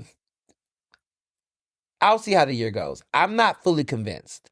I'm not fully convinced that Michael will make it there. I think there's a lot of facts. First of all, it's a black biopic, so there's often that element of it. Um, Also, Michael Jackson as a person right now, it's very hard to determine if Hollywood will embrace Michael Jackson in the same ways that the public has. Like, will that, like, because in some situations, right, a very controversial figure could garner the nomination in spite of other things. I've seen biopics that were panned by critics, and I mean, like Bohemian Rhapsody, for example, was like another film biopic that critics wasn't really feeling it like that, but it did really well at the box office globally. I mean, it ended up getting a Best Actor win. It got nominated for Best Picture. So there could be that case, but I just think Michael Jackson as a film is just so bad. But you just never know. It's either going to be something that's going to be really impressively embraced by the Academy, where you can see some acting nominations. I mean, I think the one person that can definitely lock one in is Coleman Domingo. He's already been nominated twice. He's had a good year across the board. He's looking like he's going to get another Emmy nomination or two. He's just looking good. And I can see people being like, oh, hey, the rest of the film was all over the place, but we love Coleman Domingo. Why not give him a Best Supporting Actor nomination? And this man's going to have 3 acting nominations. I don't think he can win for it. I would still be surprised that he will even get nominated. But if they were to do something like that, I can see that. People have even thought Best Picture. That might be a little far-fetched in my opinion. But if it's a weak year for films, could Michael slide into that slot is a possibility as well. So, there's a lot. There's a lot there. There's a lot of opportunity for sure. We'll just keep an eye on that. Um, hmm. Music. We got a lot to talk about in the music section. Olivia Rodrigo is killing it. Her album has been doing really good. Chart-wise, song-wise, there's a lot of people predicting that her album is going to get nominated for Album of the Year. It's been doing really strong on the charts. It's the highest solo album debut of the year thus far. Let's keep an eye out on Ariana Grande, who's got an album coming out in July. So, Pedal, which I have to say, Hate That I Made You Love Me I like it. Like I don't know if I've been saying that already, but like the more and more I listen to it, it's just it's hitting a lot of moods for me. I like Olivia Rodrigo's new album. I do. I have to listen to it some more. I think I'm a little too grown for the album. I appreciate it, but I think that's what's happening here. It's a good album, but I think the subject matter and the way in which she goes about it lyrically, I just feel like it's a little too young for me. Appreciate it. Sounds good. There's some songs on there that's good, but it's got a little bit too much teen angst for my taste that I'm like realizing like what's with this album? Like I appreciate the cohesion, I appreciate the aesthetic of the album. Like it's a beautiful album cover, one of the best album covers I've seen in years. But I'm like, why is this record not like it's not fulfilling me? Like it's cool, it's good, it sounds good, but like it's not fulfilling me. And I loved Vampire. That's I think that's my favorite Olivia Rodrigo song actually is Vampire. Nothing's touched Vampire for me. Off the second album, Guts. I love Vampire. I think Vampire is my favorite Olivia Rodrigo song. She's got some other good songs, but I really love that. And this album has some cool songs too. There's some songs on this new album that are good, but I don't know. Ariana Grande, Hate That I Made You Love Me. Yeah, it's just it's she's got a level of maturity and grownness there for me. There's been some life experiences that she's going through, and it shows in the music.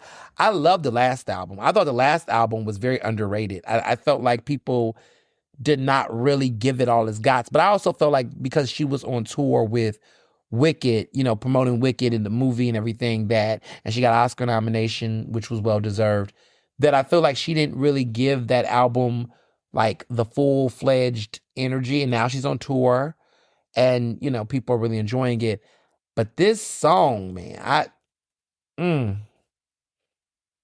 it's doing what it needs to do for me. I just the sound, the cohesion, the vibe.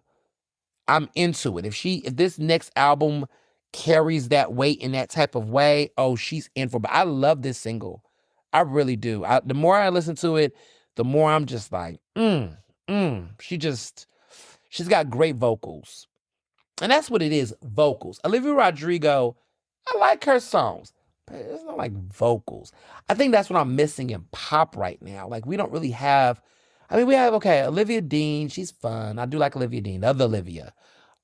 Ray's album, not Rain, Ray's new album, great. I can definitely see, there's a lot of album in the year contenders that I'm talking about right now. But I think what's been missing in music for a little bit is a strong pop vocalist. Like we've been missing that in pop. And Beyonce comes and, she's different. But like, in the early 2000s, you had Christina Aguilera, of course, there's always been Adele, but, we just don't have that enough. I guess some people will say Olivia Dean, but I need that. Ariana Grande is giving me that. Like, I need a really Pink. Like, Pink. We had Pink and Kelly Clarkson, where you had a good pop song, a good pop record, but you had some good fiery vocals that weren't trying to be super R&B soul, but had that. That's what that's what Ariana Grande is doing for me. It's that. I need a strong pop vocalist. And that's what she do well. No Tears Left to Cry. Like, yes. And like, I need that. That's what I miss in music. We don't get enough of that. The queen of a pop vocal is, of course, you got Whitney, Mariah, like Mariah Carey on the song, like giving you them vocals and a pop song vibe. Of course, Whitney Houston. We don't have a Celine Dion. Like, we don't have enough of that. Like, everyone's either like on the R&B tip, which is fine, the soul tip, which is cool, but I need a good, strong pop vocal. Like Sabrina Carpenter's not doing that. You know, Billie Eilish isn't doing that. Taylor Swift is not doing that. Like, and I appreciate their pop music. I appreciate the music, but I need that. And I think that's why this Ariana Grande song is just doing it for me, because it's fulfilling that void in music for me right now, in new music. So yeah, I can't give it enough praise. I know there's a lot of other things being said. She's single again. They got pictures of her with one of her ex-boyfriends from way back when. Whatever.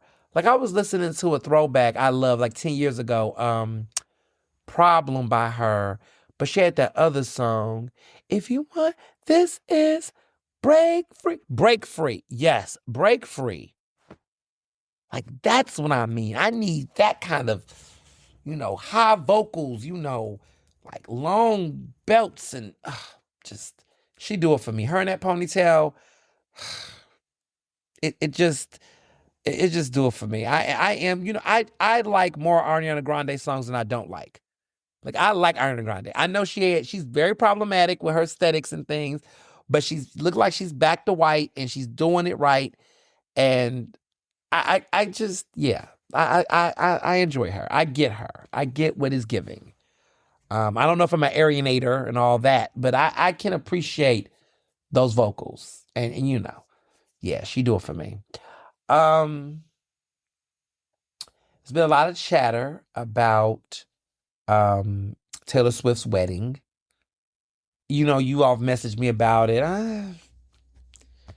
It's supposed to be this upcoming week. This week. She's supposed to be getting married this week. This week is supposed to be the big day.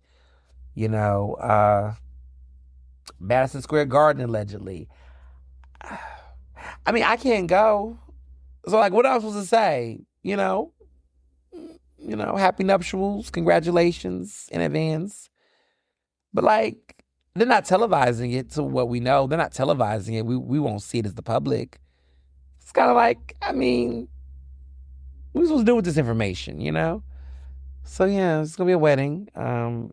Congrats to them. It's going to be cute. I mean, that's all I got.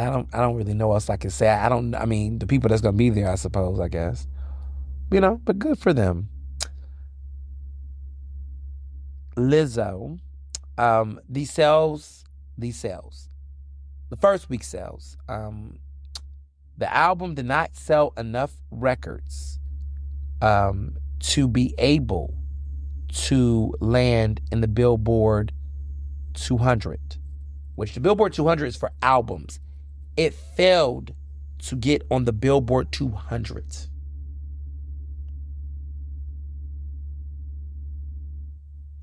You have to sell at least 2,000 records to get in the Billboard 200. You have to sell at least 2,500, like 2,500 records you have to sell in order to, like, be in the conversation, to get on the charts. She couldn't even do that. And then factoring in the fact that she could not at least baseline sell 2,500. Because to get on the Billboard 200 charts, you have to have sold at least 2,500 physical copies, and then the album equivalents with the streams. The album had, like, very, very super low album equivalent streams. And then physical copy sales, she couldn't even sell 2,500 physical actual copies. And this is a woman who previously had her last two albums trying to top 5 of the Billboard charts. She has had numerous number one hits. And what's even more telling is that this wasn't even a surprise drop. This was a album that, first week includes pre-sale. So she couldn't even sell enough on the back end to get up to that point. Because I think people don't know, it's like if you do a book sale, anything, the pre-sale, all of the pre-sales and early sales go towards the first week. So she had this album out for a couple of weeks and she couldn't even generate enough pre-sales to help the album land.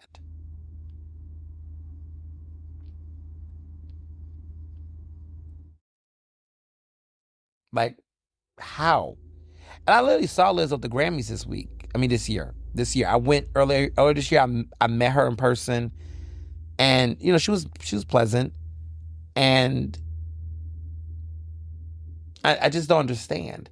And what's even more bizarre is that when she has supported other people's projects, tours, albums, things, and nobody in the industry, when that album came out, no one could shout it out. None of her celebrity friends, nobody could just be like, yo, Lizzo got a new album out, my girl, go. She didn't, no one did that for her.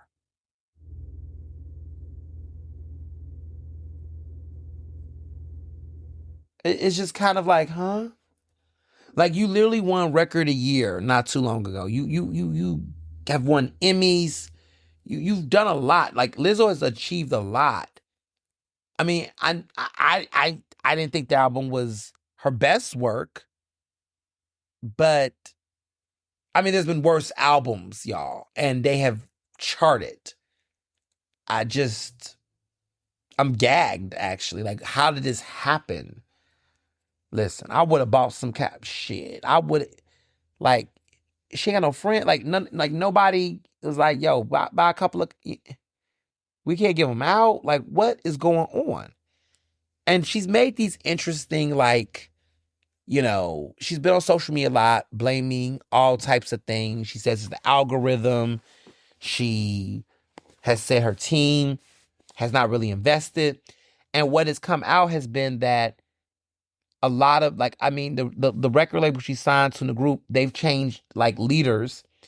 And what has been theorized is that because they've changed leaders, the new execs and people there are really invested in putting money and marketing behind artists that they've signed on because they want to claim those victories. So in record labels and the business is that when you are signed to a label or a place or a management team or whatever, when you got brought on by whoever brought you on and signed you on, they're going to be investing in your success because they want to tout your wins and things, right?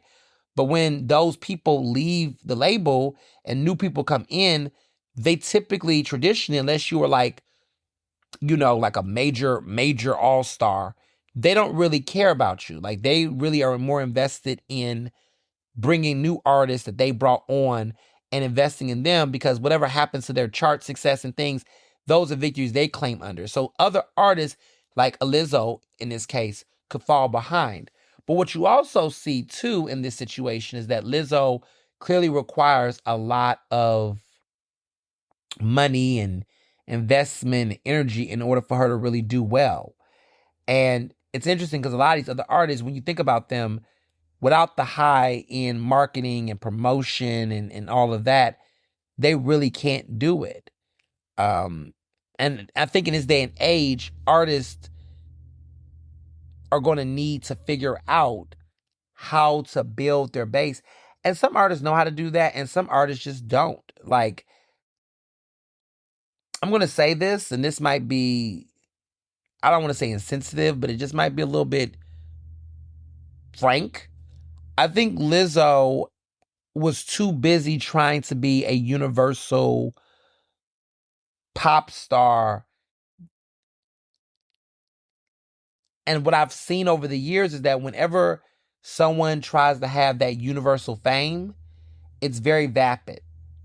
A lot of people can't hold on to that. If you don't have a strong core base, like a strong core base of a certain demographic of listeners and fans, it's hard to, find your niche, like find your core, right? I think what Lizzo's issue was that when she got marketing pushed out there, they automatically threw her into mainstream stardom as far as the label and the energy. So there was never like a niche audience that she was with, and then she kind of blossomed. And I'm going to talk about some other artists where you can see that issue, and you can see artists that struggle with that, right? Where you put them in mainstream, they're hot, they got some hits, and they're good, and they make lots of money, lots of tour success. And then the moment they have a flop, the moment things don't work out, they lose their core base. Or not even core base, they don't even have a core base. They just lose it all. And in that process of losing it all, you don't, that's it. And so I think of like Lil Nas X. He didn't have a build. It was just like, we're putting you on a rocket and we're putting you in front of everybody. Katy Perry, the same way. Katy Perry, it was like mainstream, here you are, and people have not been attaching themselves to her music.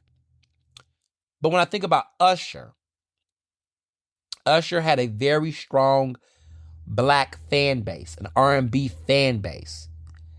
And when he went mainstream, oh yeah, he had it. He had the lights, the camera, the action.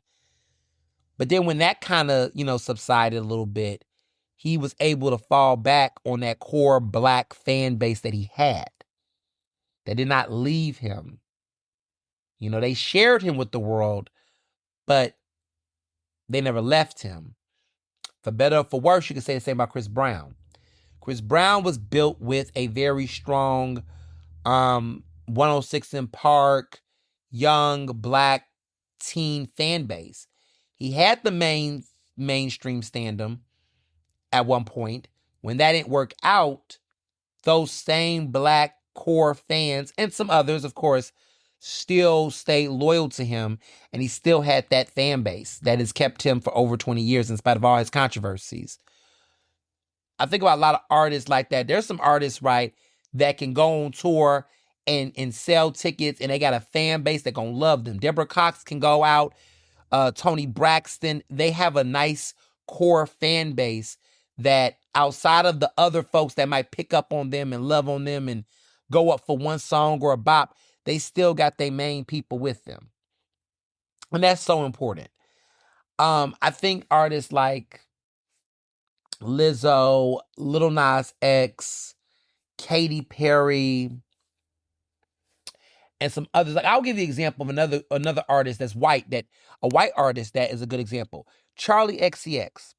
Charli XCX has a very particular niche fan base. She has had some mainstream fandom, but she has, like, whenever that's kind of died down a little bit, and that's okay because she's got her core base of fans rocking with her.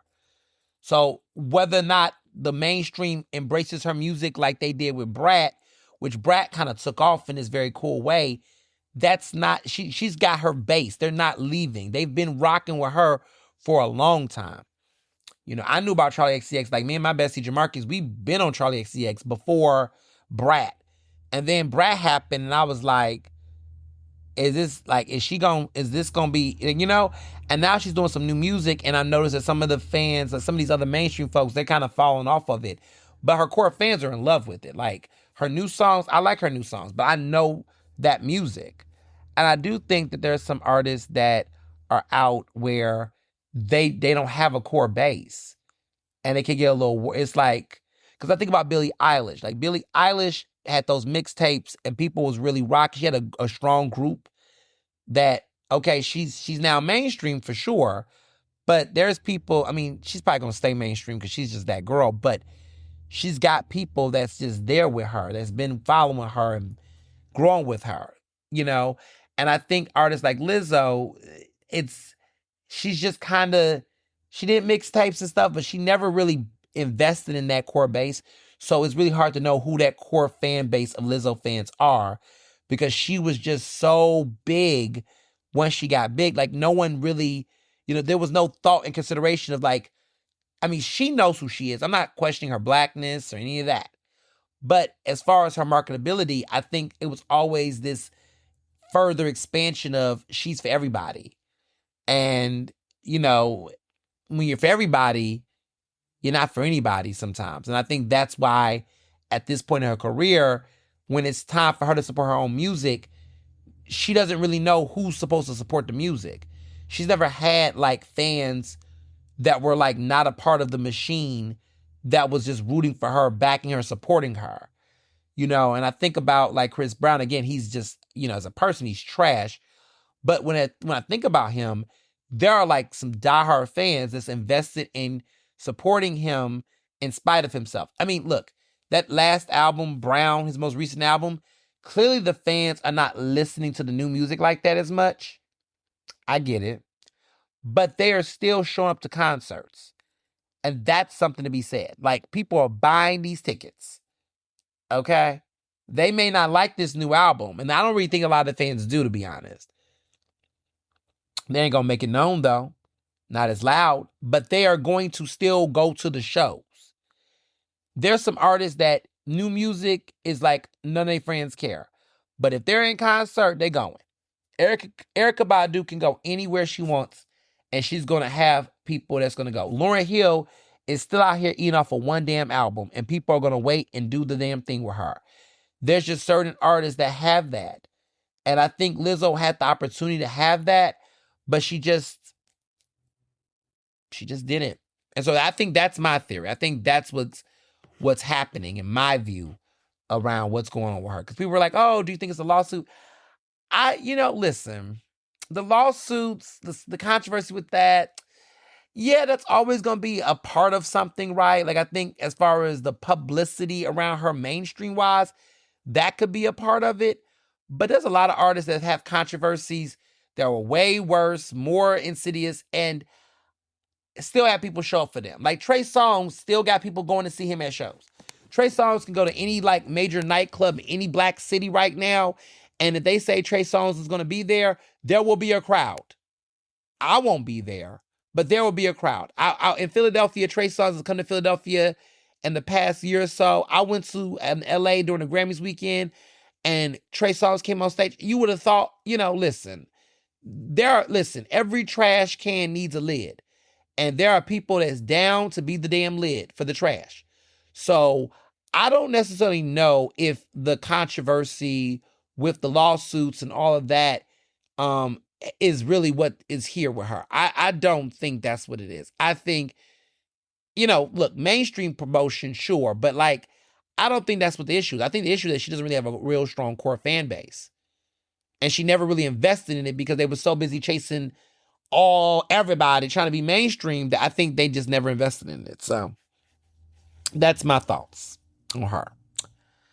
Now, speaking of her, BET Awards, I watched it. I liked it. It was cool. BET Awards recently, I would say, has been on an upward trend. This year was good. There was some really good icons. I mean, I don't know where to start. I mean, the Miss Lauryn Hill, because it's Miss Lauryn Hill, y'all. Okay, we got to say all of her pronouns and all things. Miss Lauryn Hill. You cannot just call her Lauryn Hill. It's Miss Lauryn Hill.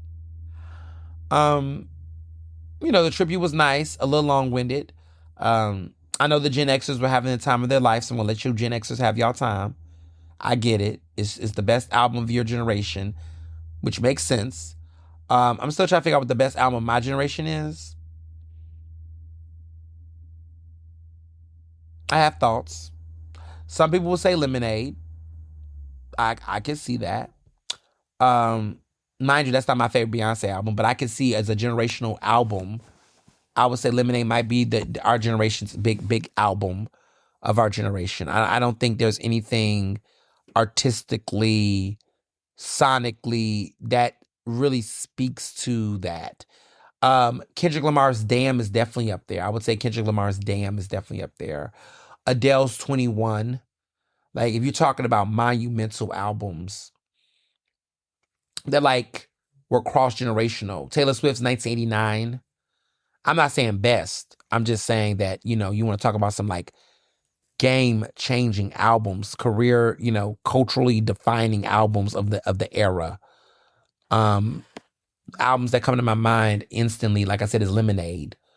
Damn by Kendrick Lamar. 1989 by Taylor Swift.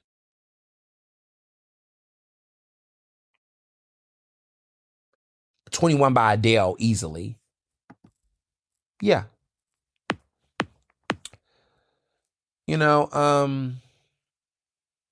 Yeah, across genres, I would say those would be the major four.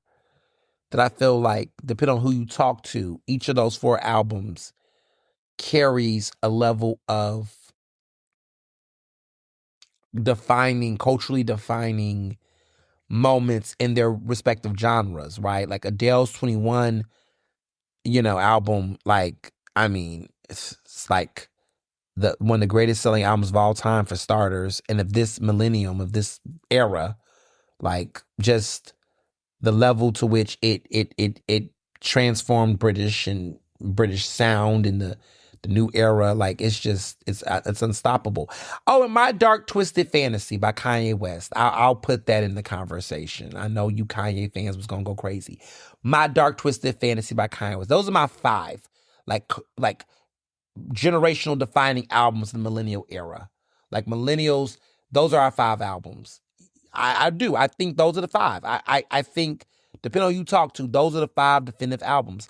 Lemonade by Beyonce, My Dark Twisted Fantasy, Damn by My Dark Twisted Fantasy by Kanye West, Damn by Kendrick Lamar, 1989 by Taylor Swift, and 21 by Adele. Yeah, I think those are the ones. I off the top of my mind, I can't think of any other albums. There might be some more, I suppose, but I just feel like those are the ones that, and they're, again, like when you talk about pop, soul, rap, R&B, like yeah, like across the board, those 5. I mean, there's other albums that are good, but if you talk about a generational like shift of a genre in rap and R&B and soul and pop and alternative, and those are the albums that I think shifted the culture in so many ways in this millennial, in the millennial era. So yeah, that's my thoughts. So, anytime, I mean, many years later, when I get older in life, if Beyonce comes out on the BET Awards stage and performs some songs from her era, I mean, I will watch it like anybody's business, because I feel like each group had like Gen X. What do y'all got? Y'all got Mislit Education, Lauryn Hill. You got the Bodyguard soundtrack easily, right? You definitely got a Mariah Carey record up in there. I mean, Nirvana. I can see the Nirvana album in there. I want to assume for y'all music taste, but it's just y'all got. I mean, do I count? I mean, Thriller for the Gen Xers. I guess that counts for y'all. Thriller would count for y'all generation. Thriller would, for sure. I mean, you got Janet Jackson. I mean, Rhythm Nation, easily, or Janet, The Velvet Rope. Any of those Janet albums, one of those Janet albums, whichever one you want to pick, should go in there. Dave Matthews Band, one of their albums, maybe, maybe. But there's just like certain definitive albums that I feel like, you just can't deny, that are just like cultural moments, for sure. So I would say y'all got a couple albums in there that y'all can put in there. I see a couple. I can already see that I can just go Thriller easily. Easily put that in there. I mean, I would put a Madonna album, but some of y'all don't like Madonna, but I like Madonna. I feel like a Madonna album should go in there. But, Ray of Light, we gonna play with Ray of Light. Like, Ray of Light should go in there for you Gen Xers. I think Ray of Light should go in there. I think that's a transformational album, that definitely changed the vol. Oh, well, you know what? Jagged Little Pill. Y'all got Alanis Morissette, Jagged Little Pill. I definitely think Jagged Little Pill should go in the conversation. In that, I don't know what's that top 5 looking like, but maybe the top 10. I don't know. But y'all got some major, game changing albums that should just like that changed the direction of music. Like, just masterpieces that should be in the conversation. But Miseducation, Lauryn Hill definitely should be there for sure. And so yeah, she performed. She was good. Cardi B performed. She was great. Great performance by her. I loved the Tiana Taylor Icon Award tribute Janet Jackson came out and presented it to her. That was great. That was a very like epic situation.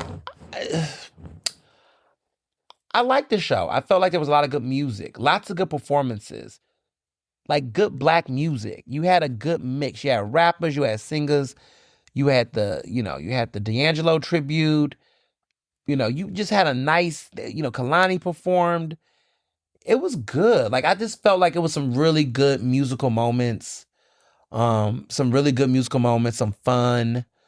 I appreciate it. I thought it was a very good overall show.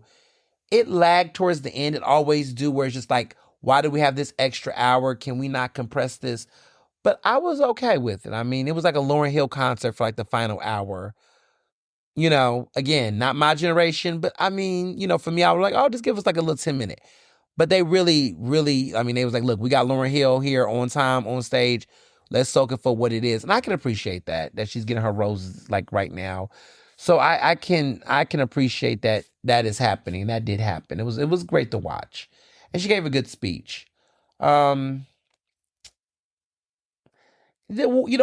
are like the BET Awards has become less and less about awards. It's almost like the awards is the reason why they're there. Well, that's what they say they're there, but honestly, it's like a musical showcase, which I'm fine with. I'm okay with the musical showcase. I think that their strengths is that, like, I feel like the awards are just kind of like random. It feels more and more random. Like there's no real gravitas or rationale behind the wins.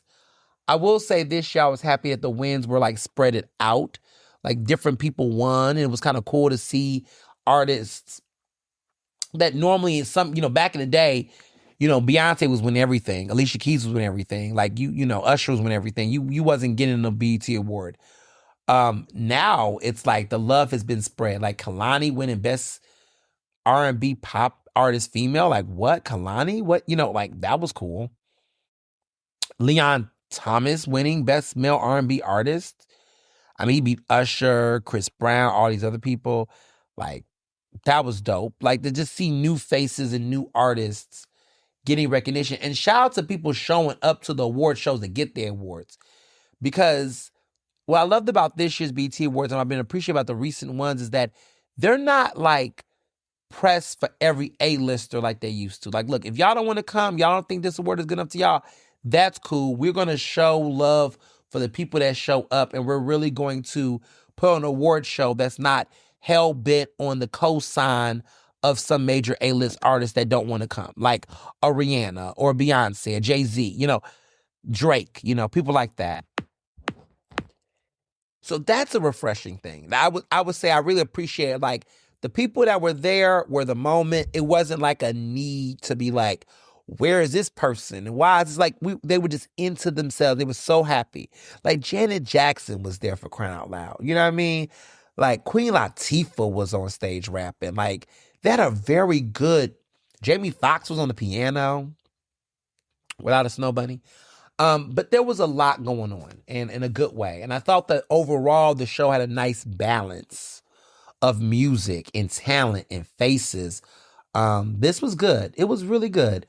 Drewski hosting, okay. Like it was, I was a little like, how was this gonna play out? Like, is this gonna be good, bad, in between? How do I feel about this? There was that funny moment where Keke Palmer took the mic and pretty much was like, they should have me hosting it. She go up there and she hosting it, she doing her big one.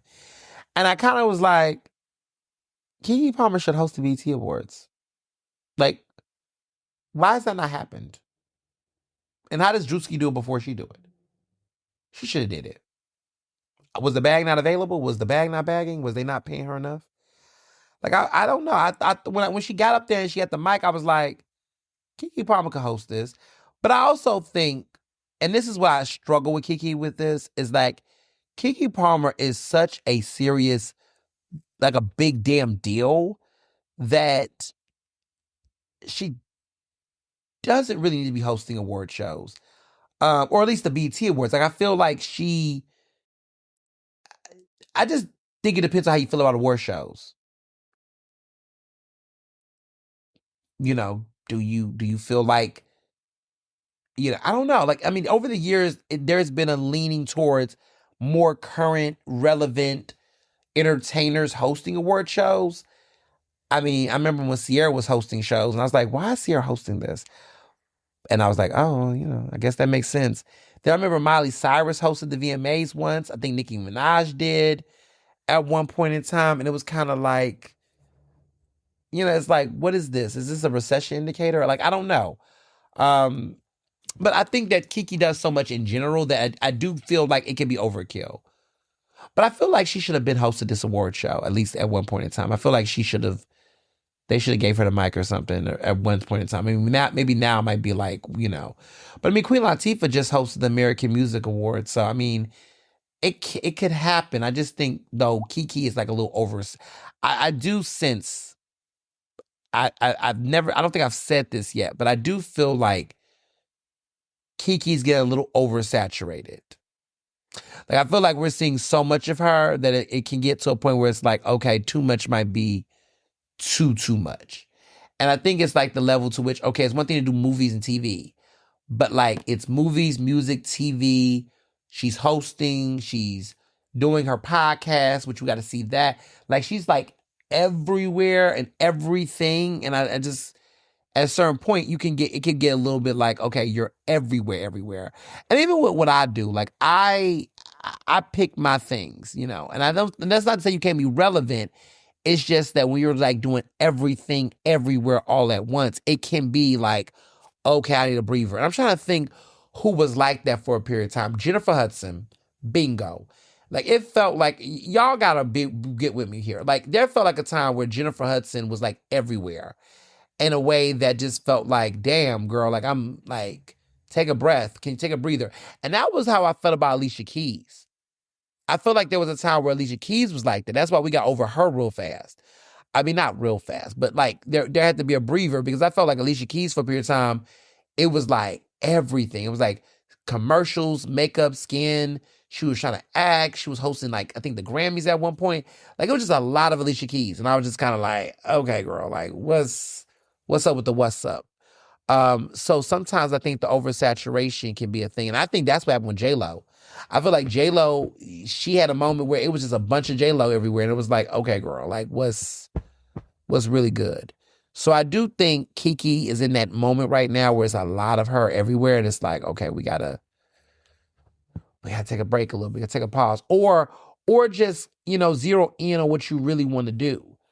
And I feel like that's why sometimes I feel like it's hard with her claim because it's like you recognize the hustle, but like there could be so many like specific wins, but like she's trying to be everything for everybody, and I think sometimes that impacts her ability to be great in one particular space. She's talented, she's good, but like I don't never know where she's great in one particular area, and I feel like if she just zoomed in more on what she was really passionate about, there could be some more opportunities there.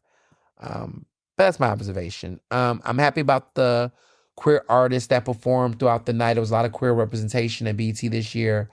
Duran Bernard, Kalani, several others, Queen Latifah. I just appreciated there was a lot of that representation in a very like chill way. It wasn't like trying to make a statement outright. It was just like, it was just there and it was part of the art and the music and everything just felt more organic. So I appreciated that too. Now to TV. The final episode of the Love and Hip Hop franchise, the final episode of the entire series, had their grand finale. The Love and Hip Hop Miami series finale. I wouldn't even say season. I mean season finale, but series finale literally was this past week. And I watched every minute, savored every memory. It is the end of an era officially. It is over. It ended with a bang, actually. I appreciate the messiness of the ending. Like a little cliffhanger a little bit, but it was very, very spicy. I appreciate the edge to it. And I was like, damn, can we get one more season? Because that would have been interesting to follow. But I do feel like at this point, the show has come to an end. There'll be a special anthology-like type of 6-part season. I guess some type of, I wouldn't call it finale, but like a wrap-up to commemorate that whole entire show. Like they're going to give us like 6 episodes, special episodes. It's going to like reflect on the entire franchise, entire series of the show. So that's something to look forward to. I can appreciate that. But yeah, it's gonna be one for the books for sure. It's gonna be in the fall, so I look forward to it. But it's over, and now I don't have anything to watch over the week. I'll just be looking forward to Zeus on Sundays, and that's it. That's I've watched every episode of the Love and Hip Hop franchise, and yeah, we'll see, um, you know, how that's gonna play out. So there's this movie on Peacock called Strung. Um, mm,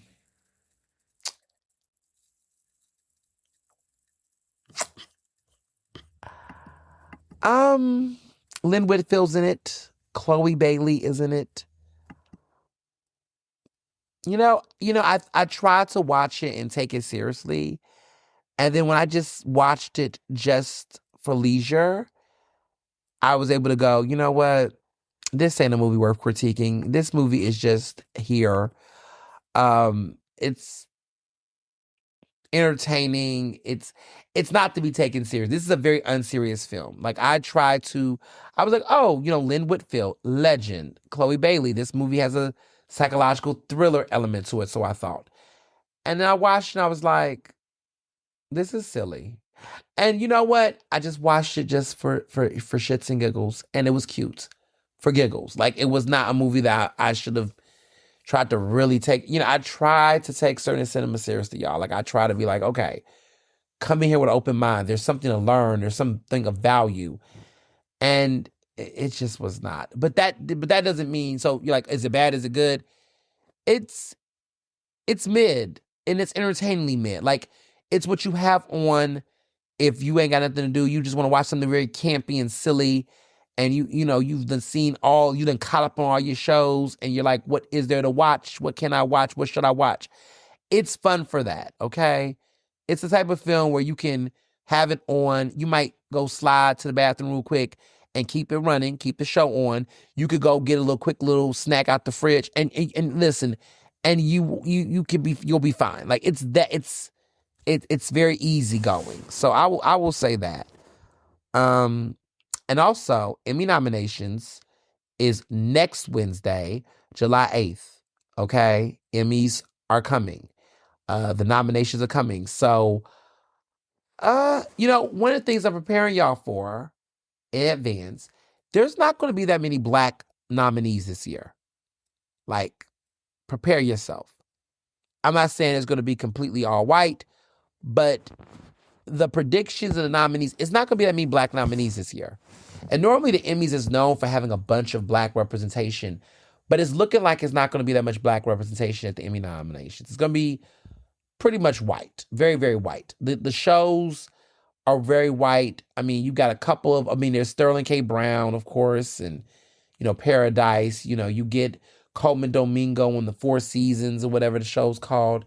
You get a couple of these like familiar names, but it's, you got the show Shrinking, which is going to get a lot of love. Harrison Ford might get an Emmy. You got the young woman who's a great actress, and she's good. She might get a nomination. Jessica Williams, who was in Shrinking. So there's talks about her nominations.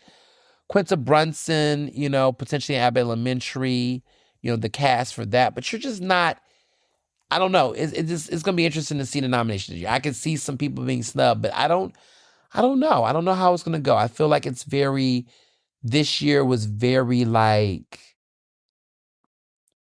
safe. The Bear just ended its entire series. The final series of The Bear just came out this past week. It's cool. I've been off of it since the second season. I feel like after the second season of The Bear, I haven't really caught up with it. I feel like The Bear was that instant show where we all loved it, and then, it just kind of fell off. I feel like for me, after season 2, that was it.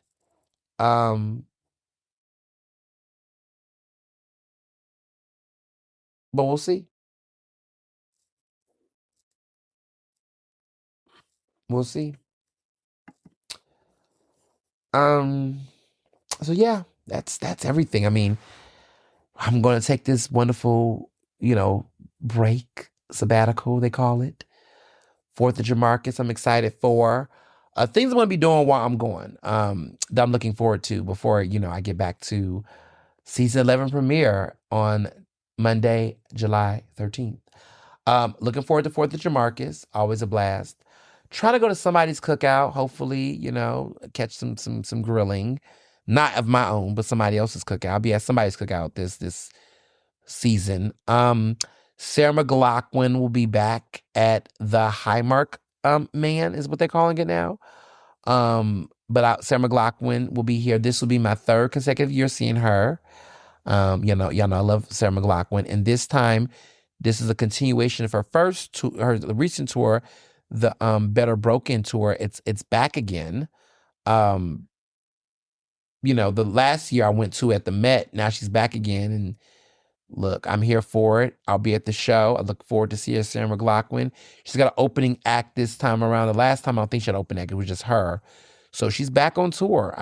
She's pushing this record. She's pushing this album. She's building the momentum. She's getting people out there. And so I like seeing her. As you all can tell, I'm a big Sarah McLachlan fan. Like I told y'all, like years of like not getting a chance. Like I miss seeing her in the early 2010s. I want to say when I think that was like a Lilith Fair comeback.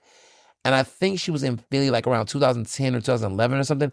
And I just did not get a ticket. I don't know why. I don't think I was able to or something, but I just missed the opportunity. And I kept saying, if Sarah McLachlan comes back to Philly, I am going to see her.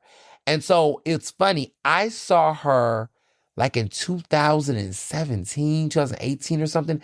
She performed at Parks Casino. And I lucked out and got an invite through a media contact and got to see Sarah McLachlan at Parks Casino. And I was like, is she going to drop a new album? Like our queen deserves better. Like she should be on tour again. Like what's going on here? And I was so happy to see her then. So I've seen Sarah McLachlan 3 times at Parks Casino, at the Man in 2024. Then I saw her in 2025 at the Met. And now I'm about to see her again at the Man again. So it's been 4 times. So I'm committed. So I'm looking forward to the show. I've been listening to the album. I've been listening to it. It's an extended version of the album dropped this past weekend. So I was all into that. Like I'm deep into her. Like I love her music. Like that's my girl. So I'm looking forward to seeing her again. Of course, great seats. Of course. I'm not missing it. And yeah, there's going to be some other news that might drop over the time in which, I'm on my sabbatical. So just stay tuned on your Instagrams and, check everything out on the social media and all that. And we will see each other in 2 weeks. Okay. So 2 weeks from today. Okay. Not next week, the next week after that. So Monday, July 13th, season 11 premiere. And we will catch up. So I hope you love this super long episode. Listen to it, play it back, play some different parts back, savor it, catch up. Some of y'all might want to catch up on some episodes and everything.